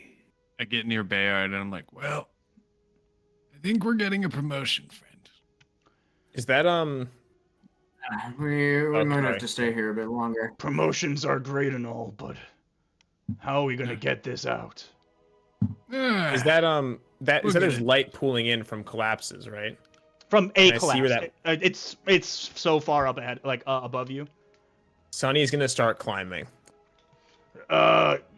You might not want to do that one, lad. You could, a kid your size, you're gonna start another cave in. Oh no, hold on. I want to see what happens. If you want to, if you guys want to, I think Rodar's right on this one. I respect you all, but I don't want to take a permanent rest down here. You know what I mean? I mean, I can climb up to where the light's coming from. And It's a long then I climb, get my help. friend. I'm sure Johnny- you're capable. I'm not sure the cave is capable of withstanding that. I don't doubt you. I doubt the surroundings. That's fair. The cave back there caved in because Melonberry yelled too loud. I don't know if they can hold you, Sonny. I'm sorry. Well, how are we gonna get out of here? It's not your fault, kiddo. Could have been any of us. At this point, Rodar kind of like takes a step forward, and he takes like a pickaxe off of his side and says, "Everybody, if you pray, now would be a good time." And he goes. I don't think hitting it with a pickaxe is gonna help And either, then he's gonna buddy. swing and he's gonna hit it down with a pickaxe and chip off part of the Electrum. At least now, and it splits off into two like pretty sizable chunks. He goes, at least now we can leave and come back with proof that we found it, and we don't have to worry about lugging it out now. Why are we gonna leave? Well, yeah, there's still the leaving problem that we have yet to solve. Right, but now we don't have to carry the Electrum with us when we leave. We just leave with a small piece. Okay. I still think climbing is a good idea. And he's gonna hand a piece to you, Tempest. Hold on to that, will ya? Yes. I've got it. He kind of tucks it in his robe somewhere. It like feels like it just has this aura of magic around it. Just holding it in your hand, wow, it feels awesome. It just feels dope. You feel cool holding it. If that's the case, then Tempest kind of like disassociates and starts just studying it in a corner somewhere. Okay, So Sonny is going to make his way in, and he's gonna climb up. No, Sonny. But he's gonna seem he thinks if he tries really hard, he can be unnaturally light, and try to climb this. Okay, athletics check. All right, he's gonna do his best. Clearing far away from whatever the fuck he's doing. Oh, it's a 7. Yeah, Tempest so is not paying attention. You start to climb, and you get like maybe 7 feet up, and you immediately slip and fall right back down. What if Sonny didn't fall? A bunch of loose rocks kind of fall with you. You do fall.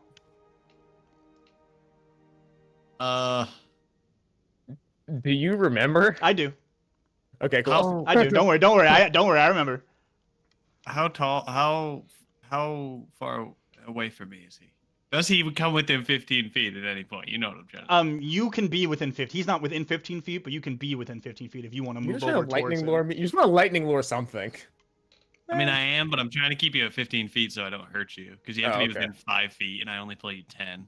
Oh, So, okay. yeah, I want to try and get 15 feet and lightning lure cantrip him over to me. Is that how that works? So Lightning- he must succeed on a strength saving throw or be pulled up to 10 feet in a straight line toward me, and then take 1d8 if he's within 5 feet of me. That's weird. So if he's at 15 and I pull him 10, I guess he is. Is he 5? Again, he's not within this range. You are moving to fit the range. I would have to move. So you're setting up the move, so it's going to be in the right amount of range for you. You're fine. Okay. Strength saving throw. It doesn't matter. It's 13. Which meets. Meets beats. Can he choose to just? Yeah, I mean, I'll just do let it happen. I can just let it happen. Yeah. So I'm not yeah, gonna so try to you fight feel against it. your grip loosen, Sonny, and you begin to fall right as this lure comes to catch you, and you're like, yeah, fuck it, Word. thank God. Oh my God. Yeah, I'm gonna pull me back. I go. Oh yeah, no, I shouldn't. How the fuck are we getting out of here? Sorry, Ma. I didn't mean to swear, but we are in a pickle. Is there any other way out besides up? We could go deeper. Would I have any information about other ways of egress? Yeah. Besides the base camp. Oh no. You might have to go through. Deeper into the cave seems like a good idea. To get past this chamber, to go deeper into the cave, you guys are gonna have to start mining. Oh. So I think you might take damage from lightning lure. Because it does pull 10 feet, but 10 feet off of 15 is 5. It's So he's gonna pull within you 5 with- feet yeah. of me. Yeah. So you'll take 1d8 lightning. But All right. Roll that for me. Ouch. that's a 6. Ouch. Oh. All right. That really fucking hurt. Spoiler alert. Spoilers, no spoilers. Cave-in damage is more than 6. So, Yeah. That's probably true. I'll take that, yeah. I started reading it more, and I was like, he's definitely within 5 feet. Because it's a guaranteed hit, basically, if he's within 50. As you guys are all kind of trying to figure out this way, you notice Rodar, he's totally unbothered. He is like in shock and at the sheer just beauty of everything that's around him, and he kind of just walks around examining all the ore that he can see. You also, now that you're in here, you see more of these electromethods just kind of popping their heads out. None of them hostile, but you see more and more of them in here. You kind of watch as Rodar just kind of goes, you guys know how much money is in this room? Nope. Quite a lot. Enough. More than what Aerodwell uses in a yearly cycle of his finances. It could save would make things a lot easier for a lot of people. It would be a shame if we didn't take more, really. Well, I think we should just try to get out of here first. Right, but we could We bring can't some really- more fragments with us. Well, we could just let the mining company know and they'll come back down. Right, I apologize, I'm Sonny. willing- I do work for the mining company, if you remember. Yeah, but you have a boss. We can tell Right. her. I'll take some fragments. I'll hold on to them. For all we know, everyone's dead. Might just be us. Rest of the miners might have died in the cave-in. I know that's morbid, Even but that I started. look, kid. There's gonna be a great deal of survivor's guilt. I understand, but no one person starts a cave-in. Cave-ins happen over time with a lot of features and things building on top of each other. It was not your fault. I thunderclap. No, I'm kidding. This guy's just asking for trouble. I It's not your fault, kid. I assure you. You know what? Let's What's important now is ease your mind, getting you kid, out of here. and we'll make our journey in here at least worth our while. We'll collect a few more shards of the ore. We'll bring it back home. We'll But that find a way might out. destabilize the cave. I find the chances very low. Tempest, well, you're not wrong. I can hold a few more, probably. Look, I'll it's go okay. It seems the majority is against it. I only wanted to suggest, but we should find a way out and come back very quickly. Yeah, I mean, I can still carry a couple. I got some pocket space. I don't want to I'm disrupt the pretty group, sturdy. I could carry stuff if y'all need me to. so we're fine Oh with my- it then. We've exchanged a little bit of blood, you know. We may as well pay for our efforts. Excellent. And he'll start.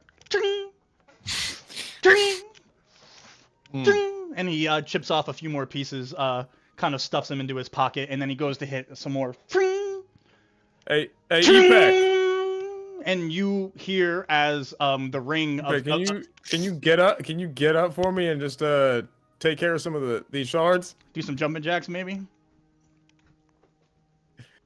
Take care of some shards. Yeah, we're getting these electrum shards. I need you to get up and get some of them. Like get up there, you know. He says you're looking a little drowsy on your feet over there. Maybe you need to stand up.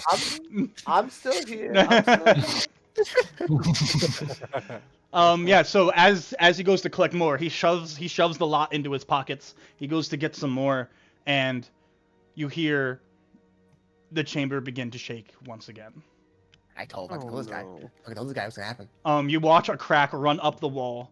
You see as the mephits begin to scurry up, into small tunnels or all the way up through the top, as the cave begins to collapse. Only about half of this chasm begins to collapse. However, it is much bigger than the base camp was, and you are all kind of within the range of the rubble. You guys all begin to run out of the way. Rodor as well, realizing it all at once, just goes, "Oh, Thrax." And he just drops his pickaxe, stuffs as many crystals into his pocket and in his arms as possible, and just starts running like this. Anytime he drops one, he'll stop and take time to pick it back up and keep running. He's like, "Ugh, ugh, keep going." Yeah, I mean, I'm running. This cave-in is less time than the other one because it happens almost all at once. And you guys are all on the edge of it enough to run quickly enough to get to the other side of the chamber, and out of the way just in time. As Rodor once again this time dives forward. Melonberry, you have a hard time finding your footing. You left your new shoes back out of here, and you trip and you fall. The cave-in is imminent. It is right on your tail, literally. Your friends are too far ahead of you to help by any means short of magic. And how far away is he? He's probably around more 30 than 15 feet. He's more than 15 feet by the time you realize. And you kind of you trip and fall, and you turn and roll over, and you look up, and there's a giant boulder just falling down towards you. When you next kind of blink, Melonberry, it's quiet. You're still in the cave. All your friends are around you. And they're all just kind of standing over you, looking down at you, worriedly. But you're fine. You're a little scuffed and bruised. But your friends look kind of shocked and still. How did... You guys all just watched as Melonberry, moments away from just being turned to clay, turned to putty. You watch Rodor drop every crystal he's holding, grab Melonberry, and shuck him toward you guys.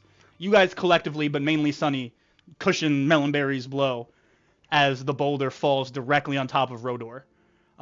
It's quick, and you see some shards of like his mineralian body kind of splinter out underneath this giant rock before being buried by the rest. And the cave-in has another maybe like 6 to 8 seconds of life left as it finishes off everything right in front of your eyes, just 5 feet ahead of you. You watch as everything gets buried, everything settles, everything gets still. Rodor is gone. But this cave-in has now provided a slant, a way out for the rest of you. Sonny started trying to dig through the rocks. Yeah, you do. Go ahead and make an athletics for me. Yeah, I'm trying to find Rodor. Because He's made of rocks. There are plenty of movable rocks, but there are some huge ones. Wow, nat 20. Holy Papa, shit! I am kicking. You guys. So you guys have heard. Some of you know Sonny personally. Other of you guys have heard tales of his strength. And you guys also know like what people say, like when mothers are in crisis, they're capable of like lifting a car if their kid's under it, type of thing. Yeah. Sonny starts doing that. He's lifting whole boulders that are entirely too large with one hand, and he's Kobe just like chucking them across the way. Throwing that shit. Eventually, as you're clearing out the rubble, you come across a rock that has what is now the faded, lifeless eye of Rodor. Oh man, Sonny cries. Oh. That's awful. This dude died, and he feels like he could have done something about it. Tempest will kind of walk over and like with his staff kind of get into a knelt position and then just kind of touch the rock and say a prayer to the Jesus. Religious figure he follows. Which religious figure do you follow? Not want it to be known yet, but you know. Okay, I do. Yes, I do know. I do know. Yeah. Sonny, like, is that like, it's not like a oh my god, it's like a couple tears, like stoic, very stoic cry. Yeah. And then it's like a couple tears, and he's just like, as soon as he sees Tempest, he goes, damn, that felt like we could have, man. Bayard is kind of like watching over Melonberry, kind of turning him away so that he doesn't have to look at it. For some reason, Bayard just feels like, I don't know, very fatherly towards Melonberry. So he's just kind of like our son. And in this moment, you guys all your memory trails back to 8 months ago, when Rodor joined your Gourd Seed team back on the first night of the Aerothar and the mining companies being here. Tempest and Bayard, your relationship to him predates being here in Last Reach, and those memories feel a little more rewarding now, a little bit more precious than they were before. But the sun now gleams back down into the cave, direct sunlight. So Melonberry, you're back in direct sunlight, and you guys have a way out ahead of you. So I think he'd want us to hopefully let this mining company know there's stuff's down here. And he would. We'll tell them. It was his last wish, I think. Does he have family? Does he have family that I would know about? You would know he has family, and that there's a system for the Threshstone Mining Company to notify next of kin and loved ones if anything happens. The company will take care of it. You would know his family was said to be residing in Solaritan, the northern region of the continent. He does have some family, but he was alone with us. Well, he gave his life to Save Mel. So I think he looks at Mel and Barry and he sort of like looks at the piece and he's like, "This is probably really dark, but Mel, do you want this?" So, to be clear, when he started mining the rest, he started filling his own pockets first. Before he could give you guys any more shards, he died. So the only shard you have is the one he handed to Tempest earlier. Or Bayard. He handed to Tempest or Bayard. I just want to give him the piece of the, like, I'm offering him the eye, like the eye. Oh, heard you. The rock eyeball. Yeah. It's like this whole part of his face with the eye just kind of faded out on it. Melonberry kind of like shakes his head and like All right. hides behind Scratch upon seeing it. Bayard is also kind of there, just like with a hand on your shoulder. At this point, Tempest, you Tempest and Bayard, you feel like a magical ping go off from your packs. You know this would be all you miners have magical sending stones used to deliver messages to people outside of the mines, and it's currently pinging or ringing. I'll go to my bag and retrieve it. Oh! This is the representative of the Threshstone Mining Company calling to confirm your notification of the discovery of Electrum. Thank you very much, Sir Rodar. We appreciate your confirmation of the element. We are sending a representative to collect some now. It will be at last reach in approximately 30 seconds. Please meet them with your stock in hand, ready to go. And it ends the transmission. You guys would be familiar with this. Whenever you find whatever it is you're looking for, it's usually called in, and then they send people to collect it. They send people to confirm what you guys have found. Is there any more left in the chamber that we can see? That you can see? No. There is presumably some buried under an entire cave-in. The one shard you have left is the one they gave to Tempest. Yeah. Who wants to tell him? I'm a company man. Tempest kind of like looks towards the horizon, waiting for them to arrive. There is no horizon. You guys are still in the cave. Oh, I walk the fuck out of there and then look at the horizon. All right. There's like an incline out, right? Yeah, I'm going up there. We'll go with them. So Tempest climbs out. The rest of you climb out, and once outside, you notice you're like you're by the entrance, but a little bit up on this hill, with a view over the village. Tempest, you notice it first. Everyone else notices as they surface. The village is empty. Oh no. The buildings are there. Fires are lit. Everything is as it was when you left. There is no sign of anybody. You are too far away to interact with anything, but you see nobody. I mean, I sprint to my house where my fucking dad would be. Your dad's gone, and you see nobody on your way there. Yeah, I'll be waiting for the company to arrive. Mm-hmm. Nobody emerges from the mines. I'll emerge, but I'll wait near the mouth of whatever opening this opening. Yeah. I'm just waiting for the company at the mouth. Yeah, no, I mean, I'm looking for. I'm searching the whole town. I'm trying to find my fucking father. I'm going to the tribe where the base of the sky. There's nobody in town. There's nobody by the Sky Yanomamin. The Aerothar are seemingly gone. The miners have not come out the mines. The villagers are nowhere to be found. Oh. It's at this point that almost out of nothing, a wagon appears with two ox pulling in at the front and a small halfling woman kind of guiding them. Here for the Threshstone Mining Company. Here to collect the Electrum. May I speak to your representative, Rodar?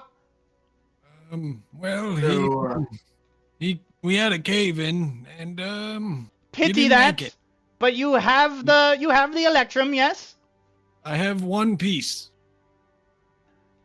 with you, right? But you have plenty more. Yeah. Well, we know where to get it behind the cave-in. Under the cave-in. Yeah. Well, perhaps you would understand how that's of no use to me, so you have more outside of the cave-in, obviously, right? Hey, Did you see all the people No. leaving, walking on the road on the way here? Oh, sorry, I just arrived 15 seconds ago. They literally just you didn't see them pull up. They appeared out of thin air. I So showed Yeah, I them think the one. Sonny's searching right now. He's only looking people through the I've whole seen are town you while lot. they're talking. Big village for just the few of you. I show him the one piece of electrum that I have. There should be more of us. This were is all 400 of us. I could grab.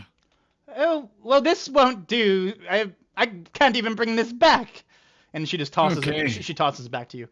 So you're telling me you have nothing to give to me, nothing to show, that I have a location. that I teleported all the way out here for nothing.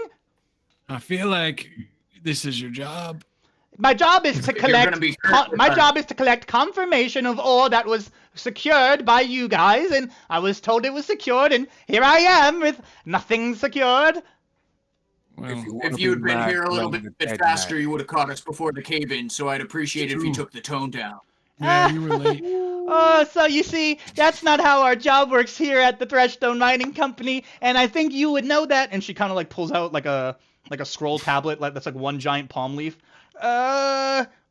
Bayard, I believe you should know this. Anyway, like I'm punches this just jaw. gonna leave you guys to it. I'll be on my way. You guys have a great day. You call me when you get the rest of the electrum, all right? Sound good? You're useless. I'm useless. Yes. Oh, Dad! it's a good one. You showing up empty-handed, yet I'm useless. That crazy. I have something in my hand, but you just don't like it.